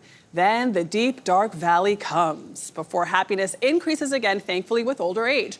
But new research shows a shift in this happiness curve, largely based on Gallup polling. So the left side of the U-shape is when people are younger, and that shows happiness starting out much lower and staying below the norm before eventually increasing. And this happiness decline isn't happening in a vacuum. Researchers also found that people between the ages of 18 and 29 report struggling with meaning and purpose, their health, developing close relationships, and financial security. So what's behind the rise in unhappiness, and can anything be done about it? Paging Arthur Brooks for help. He is a social scientist, happiness author, and host of the How to Build a Happy Life podcast. Welcome. Thank you. It's great to be with you. So, what is happening? Because, we can understand why people have a lot of happiness when they're younger, but now we're seeing younger people with less happiness than before. What's happening? So typically what has happened until relatively recent history is that people actually have a lot of enjoyment early on in life. And that kind of wanes a little bit when you start having kids and paying a mortgage and have a lot of pressure at work. And life is great as far as it goes, but then happiness picks back up again in your 50s, which I didn't know. By the time I got into my 50s, I said, "Oh, yeah, finally get it." Coincidentally, might coincide with the kids moving out. But what we find lately is there's a new pattern emerging, which is that younger people don't have that bliss in their 20s. You find that they actually have higher rates of clinical depression, higher rates of generalized anxiety, and we actually know why. Which is they're having a harder and harder time answering the question, what's the meaning of my life? which is amazing when you think about it. It's such a big philosophical question. And that question has existed since the beginning of time. Exactly so right. Why are younger people today struggling with that question? Well, when normally others hadn't. Well, you can't answer that question perfectly. It sort of eludes the words. Right. But what you find is that people were doing things in their life that gave them the sense of meaning that they're not doing today. There's really 5 things that people do in their lives that gives them a sense of meaning. They fall in love. They worship or follow some sort of serious life philosophy. They find a calling in their work. They understand beauty, especially in nature, and that they understand that suffering is a sacred thing, that suffering is a normal thing. And what you find today is people are less likely to fall in love. They're less likely to worship in a traditional, at least traditional religious faith. They're less likely to say that their work is a calling. They're less likely to be out in nature, and they're trying to eliminate their suffering as opposed to growing and understanding what the meaning of their suffering is. So, Arthur, it does sound as if a lot of these causes could be alleviated by removing yourself from the internet or removing yourself from social media, only because a lot of the things that you say, for example, finding meaning in your work. If your work is being an influencer, it may make you a lot of money, but what is the true meaning in becoming an influencer and living your life entirely on social media? If you're not getting outdoors or if you're not building a relationship, I've had young women. Because you're doing this. Remember I did a story on dating in now in 2025. This young woman told me she can't even meet guys because guys are still living at home and afraid to approach women because they don't know how to talk to them. And apps actually don't generally lead you to the kinds of relationships that are most compatible with what you're actually looking for. There's more dates and less attraction when we're actually intermediating that on apps. I have lived that. Yeah. I have lived that, but you got through it. I did. She did. Really important. And then I met someone off the app. Really? Yes. You met your husband not on the app? Yeah. We were basically arranged by our families. That's the way it's supposed to be. I met my wife the old-fashioned way, which was a friend introduced us at a party. Yeah. But plenty of people meet on the apps and get married. They do, but it's a harder way to actually fall in love because actually it doesn't have that complexity to it. It actually, what you're doing is you're reducing the complex experience of falling in love to a complicated algorithm, and it's not the same. There's no mystery in that. And we find meaning in mystery. That's how humans are actually wired. Meaning in mystery. I knew it. Meaning in mystery. That's actually right. And the mysterious parts of life. And look, we know the neurochemistry how this works That ties too. into all of your 5 things. Yeah. Because there's mystery in love, there's mystery in nature, there's All of mystery it. in calling, your calling. Suffering, nature and beauty. The It's suffering all I don't mystery. quite understand. No, the suffering. Why do we want to in fact, I've always said that or appreciate suffering? Of course. I've always said that you gain an understanding and a deeper appreciation of life when you suffer. Yeah. The title of my book is going to be Thankful for the Pain. Because you embrace the suffering and you embrace the pain because it leads to an enlightenment. Yeah, exactly. If I asked either one of you, tell me when you really understood, you can't articulate it exactly, tell me when you understood the meaning of your life. You wouldn't say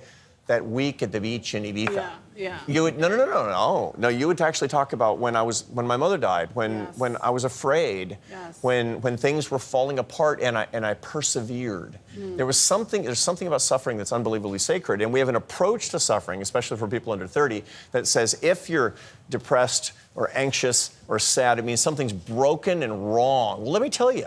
Life on Earth has a lot of suffering to it. If you're not depressed and anxious ever, then you need therapy.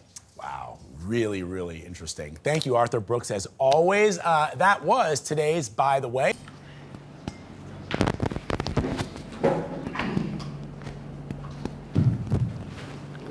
It talks about suffering, it talks about purpose. We like to run away from suffering. This one, Arthur Brooks is Professor of Happiness at the Harvard Business School. Suffering is going to be there. When we don't get our way, when we are not happy, when we are not satisfied, it's going to be there. Some psychological suffering. What we have to do is that to find a purpose in that. And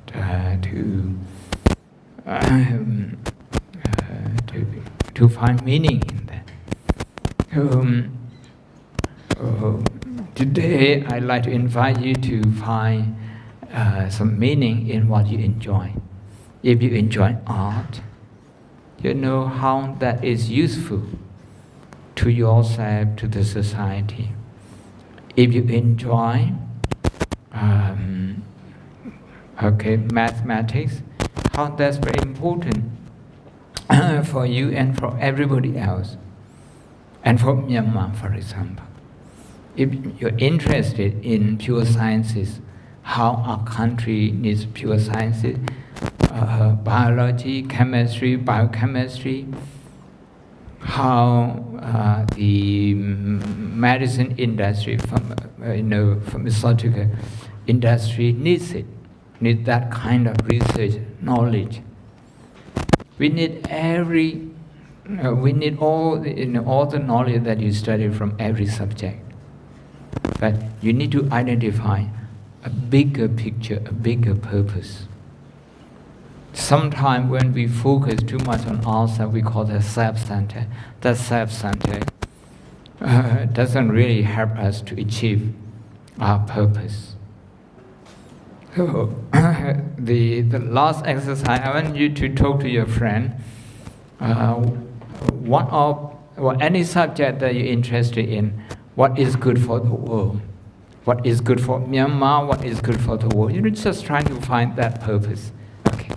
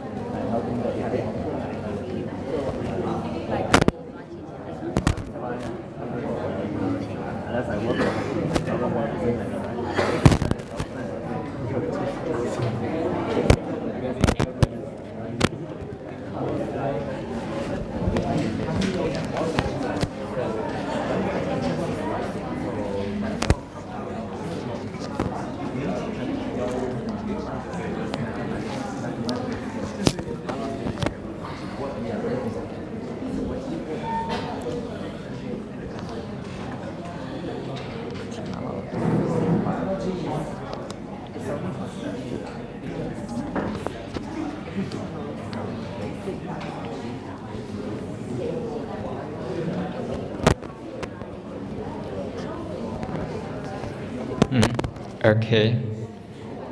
Have you found any purpose in any of the subject that you study? What you're going to do at uni? What you're going to study at uni, at university? Finance and accounting. Okay. What's a bigger purpose? To become the finance manager and set budget. Okay, finance manager. Finance manager is good for many people, for any business organization, even for government ministry, even for a family.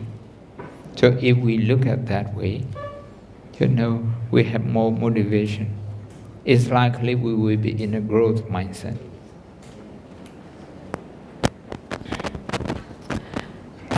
Okay.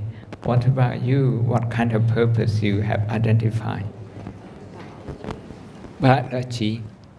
And okay, what good is it can do for the world, for the bigger society, for the. Like you're studying living things, and you can maybe find medicine and cure. Medicine and. You can cure diseases. Cure diseases, yes. If you have that, okay, you don't need to compete with anyone in the class, in the university. What you have to compete with diseases. I'm going to, eliminate this disease. Like in Europe, no malaria anymore. No malaria and no mosquitoes. No mosquitoes. I have lived in England for 29 years. No mosquitoes. Because people work hard to eliminate them. So if you have that intention, whatever you do, studying biology, you will stay very motivated and always in the growth mindset. What about you?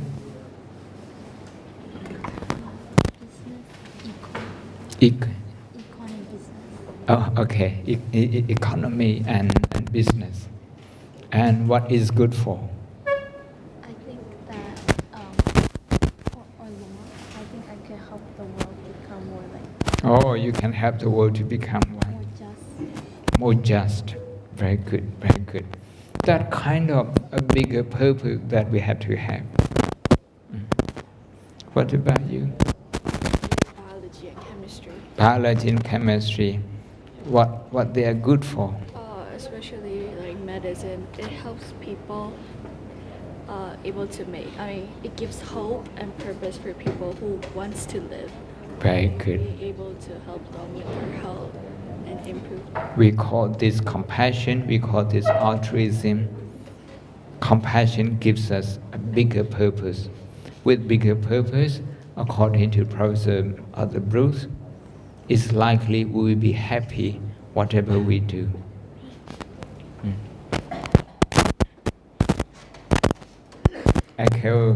Okay, hello boys. What have you identified? Any?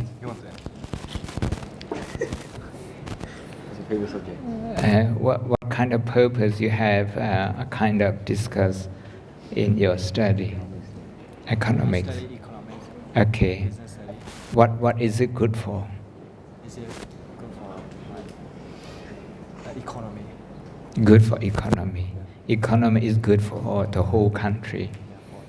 For education, for health. Very good, very good. Okay, what about you girls? And what have you been talking about? For her, it's medicine. For me, it's architecture. We both think it's important for like because I built a house for people to live in, to protect themselves, call it their safe space. And for her, is that she's gonna stop war. She's gonna cure cancer. Yes. You have to have that ambition. You have to have that ambition. Quite a few, not just a few years ago, okay, people couldn't cure certain things, certain cancer. Today people can, because of that kind of purpose, that kind of intention. If you have that intention, no matter how stressful the work is, you have a lot of resilience to go through, and you're happy. And if you're happy, your brain is more creative. If you want to give up, your brain is not working anymore. What about you too? We talked about economics and business. Economics and business. Why and how they are good for people. I think it's like the world. It needs it's the basics of how the world works and how economy works is all, it comes from business and economics. So it's kind of important to the business world. And one of my other interests is sociology. And public HR. So kind of really understanding the differences between each humans and maybe their diversity between each ethnic groups and in general HR. So yes. The point of this exercise is for you to have compassionate attitude. Compassionate attitude means to want to solve some problem in the world. Not just focus on ourselves, but to focus on the wider society and do some contribution about that through our study. Good. Good. I have spoken to you? Not yet. So what would you say about your purpose in your study? Mandarin. Okay. Chinese, and what is it good for? Can you say something about? Traveling to China and learn about their culture and try to connect with the people. Yeah. Or help translate for foreigners who are traveling. Exactly. Actually, more than that, with that language, you have the key many things. Mandarin is like French, it's like English, and anything. Any treasure, any information that is in Mandarin, then you have access to that. You connect people. Very good. Okay. Then.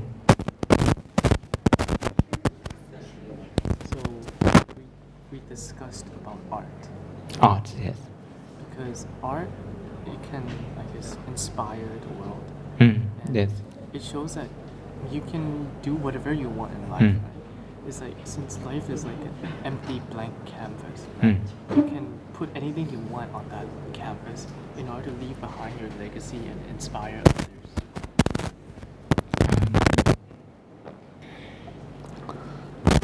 Is part of civilization, and civilization keeps people together in harmony, and art plays a very important role in that. Thank you. Thank you, everyone. I think we have come to the end of this. But the last question is, what have you learned today? In brief, in one word, what have you learned?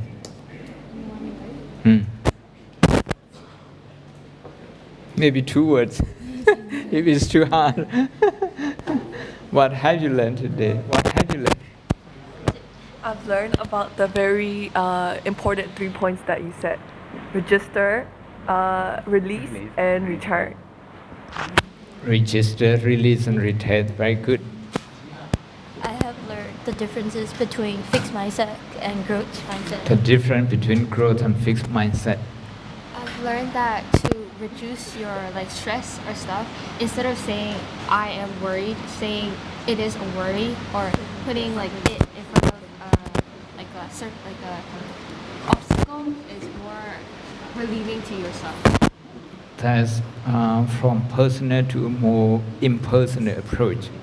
Instead of saying I am worried, they say this is worry. Very good. And you? I really like the video where they talk about growth mindset. I feel like I can actually put that into real life, real life scenarios. The video about growth and fixed mindset that you can use. What about you? What do you think you have learned today? Taught us treat anxiety, treat stress as a visitor. As a visitor, anxiety as a visitor. Actually, any thought as a visitor in Moko Vipassana, if you have seen any of them, ain't there, at there. So any thought is at there.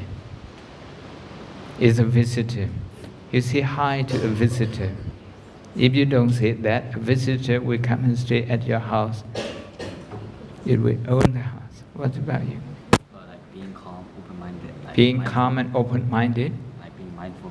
Being mindful. Importance of meditation and mindfulness. Okay. What about you too? What have you learned today? Important to appreciate yourself and others. Having a purpose. Having a purpose in anything we do, that we will be happy whatever we achieve. Okay.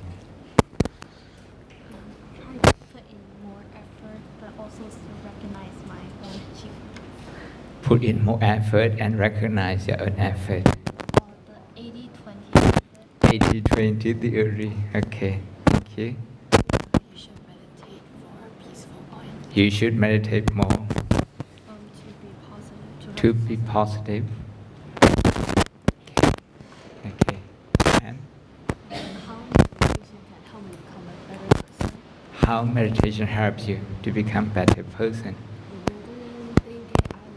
Rather than saying I'm overthinking, this is overthinking. You should say this is overthinking. You don't say I'm overthinking, you just say this is overthinking. Very good. Very good. We have to praise people in the right way. You have to praise people in the right way. It also goes, you have to focus on yourself in the right way. Good. Good. Okay. Okay. What about you? What have you learned today? So I have learned that meditation is a great way to be mindful about when we are in a stressful situation. Meditation is good for stress. Yes. Very good. What about you? Appreciate yourself and don't blame yourself too much. Appreciate yourself and don't blame yourself too much. Very good. And stop and appreciate your life more. appreciate yourself more. Appreciate more of yourself. Appreciate more of yourself. This is very important that everyone mustn't forget. Okay, what about you? Small differences can cause great changes in the mindset. Small differences can cause great changes. Very good. To be a better person. To be a better person.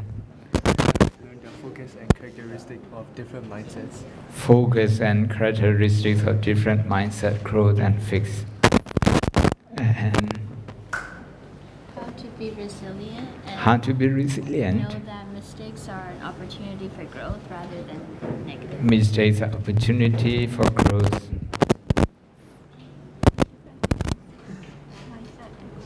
Difference between growth and fixed mindset.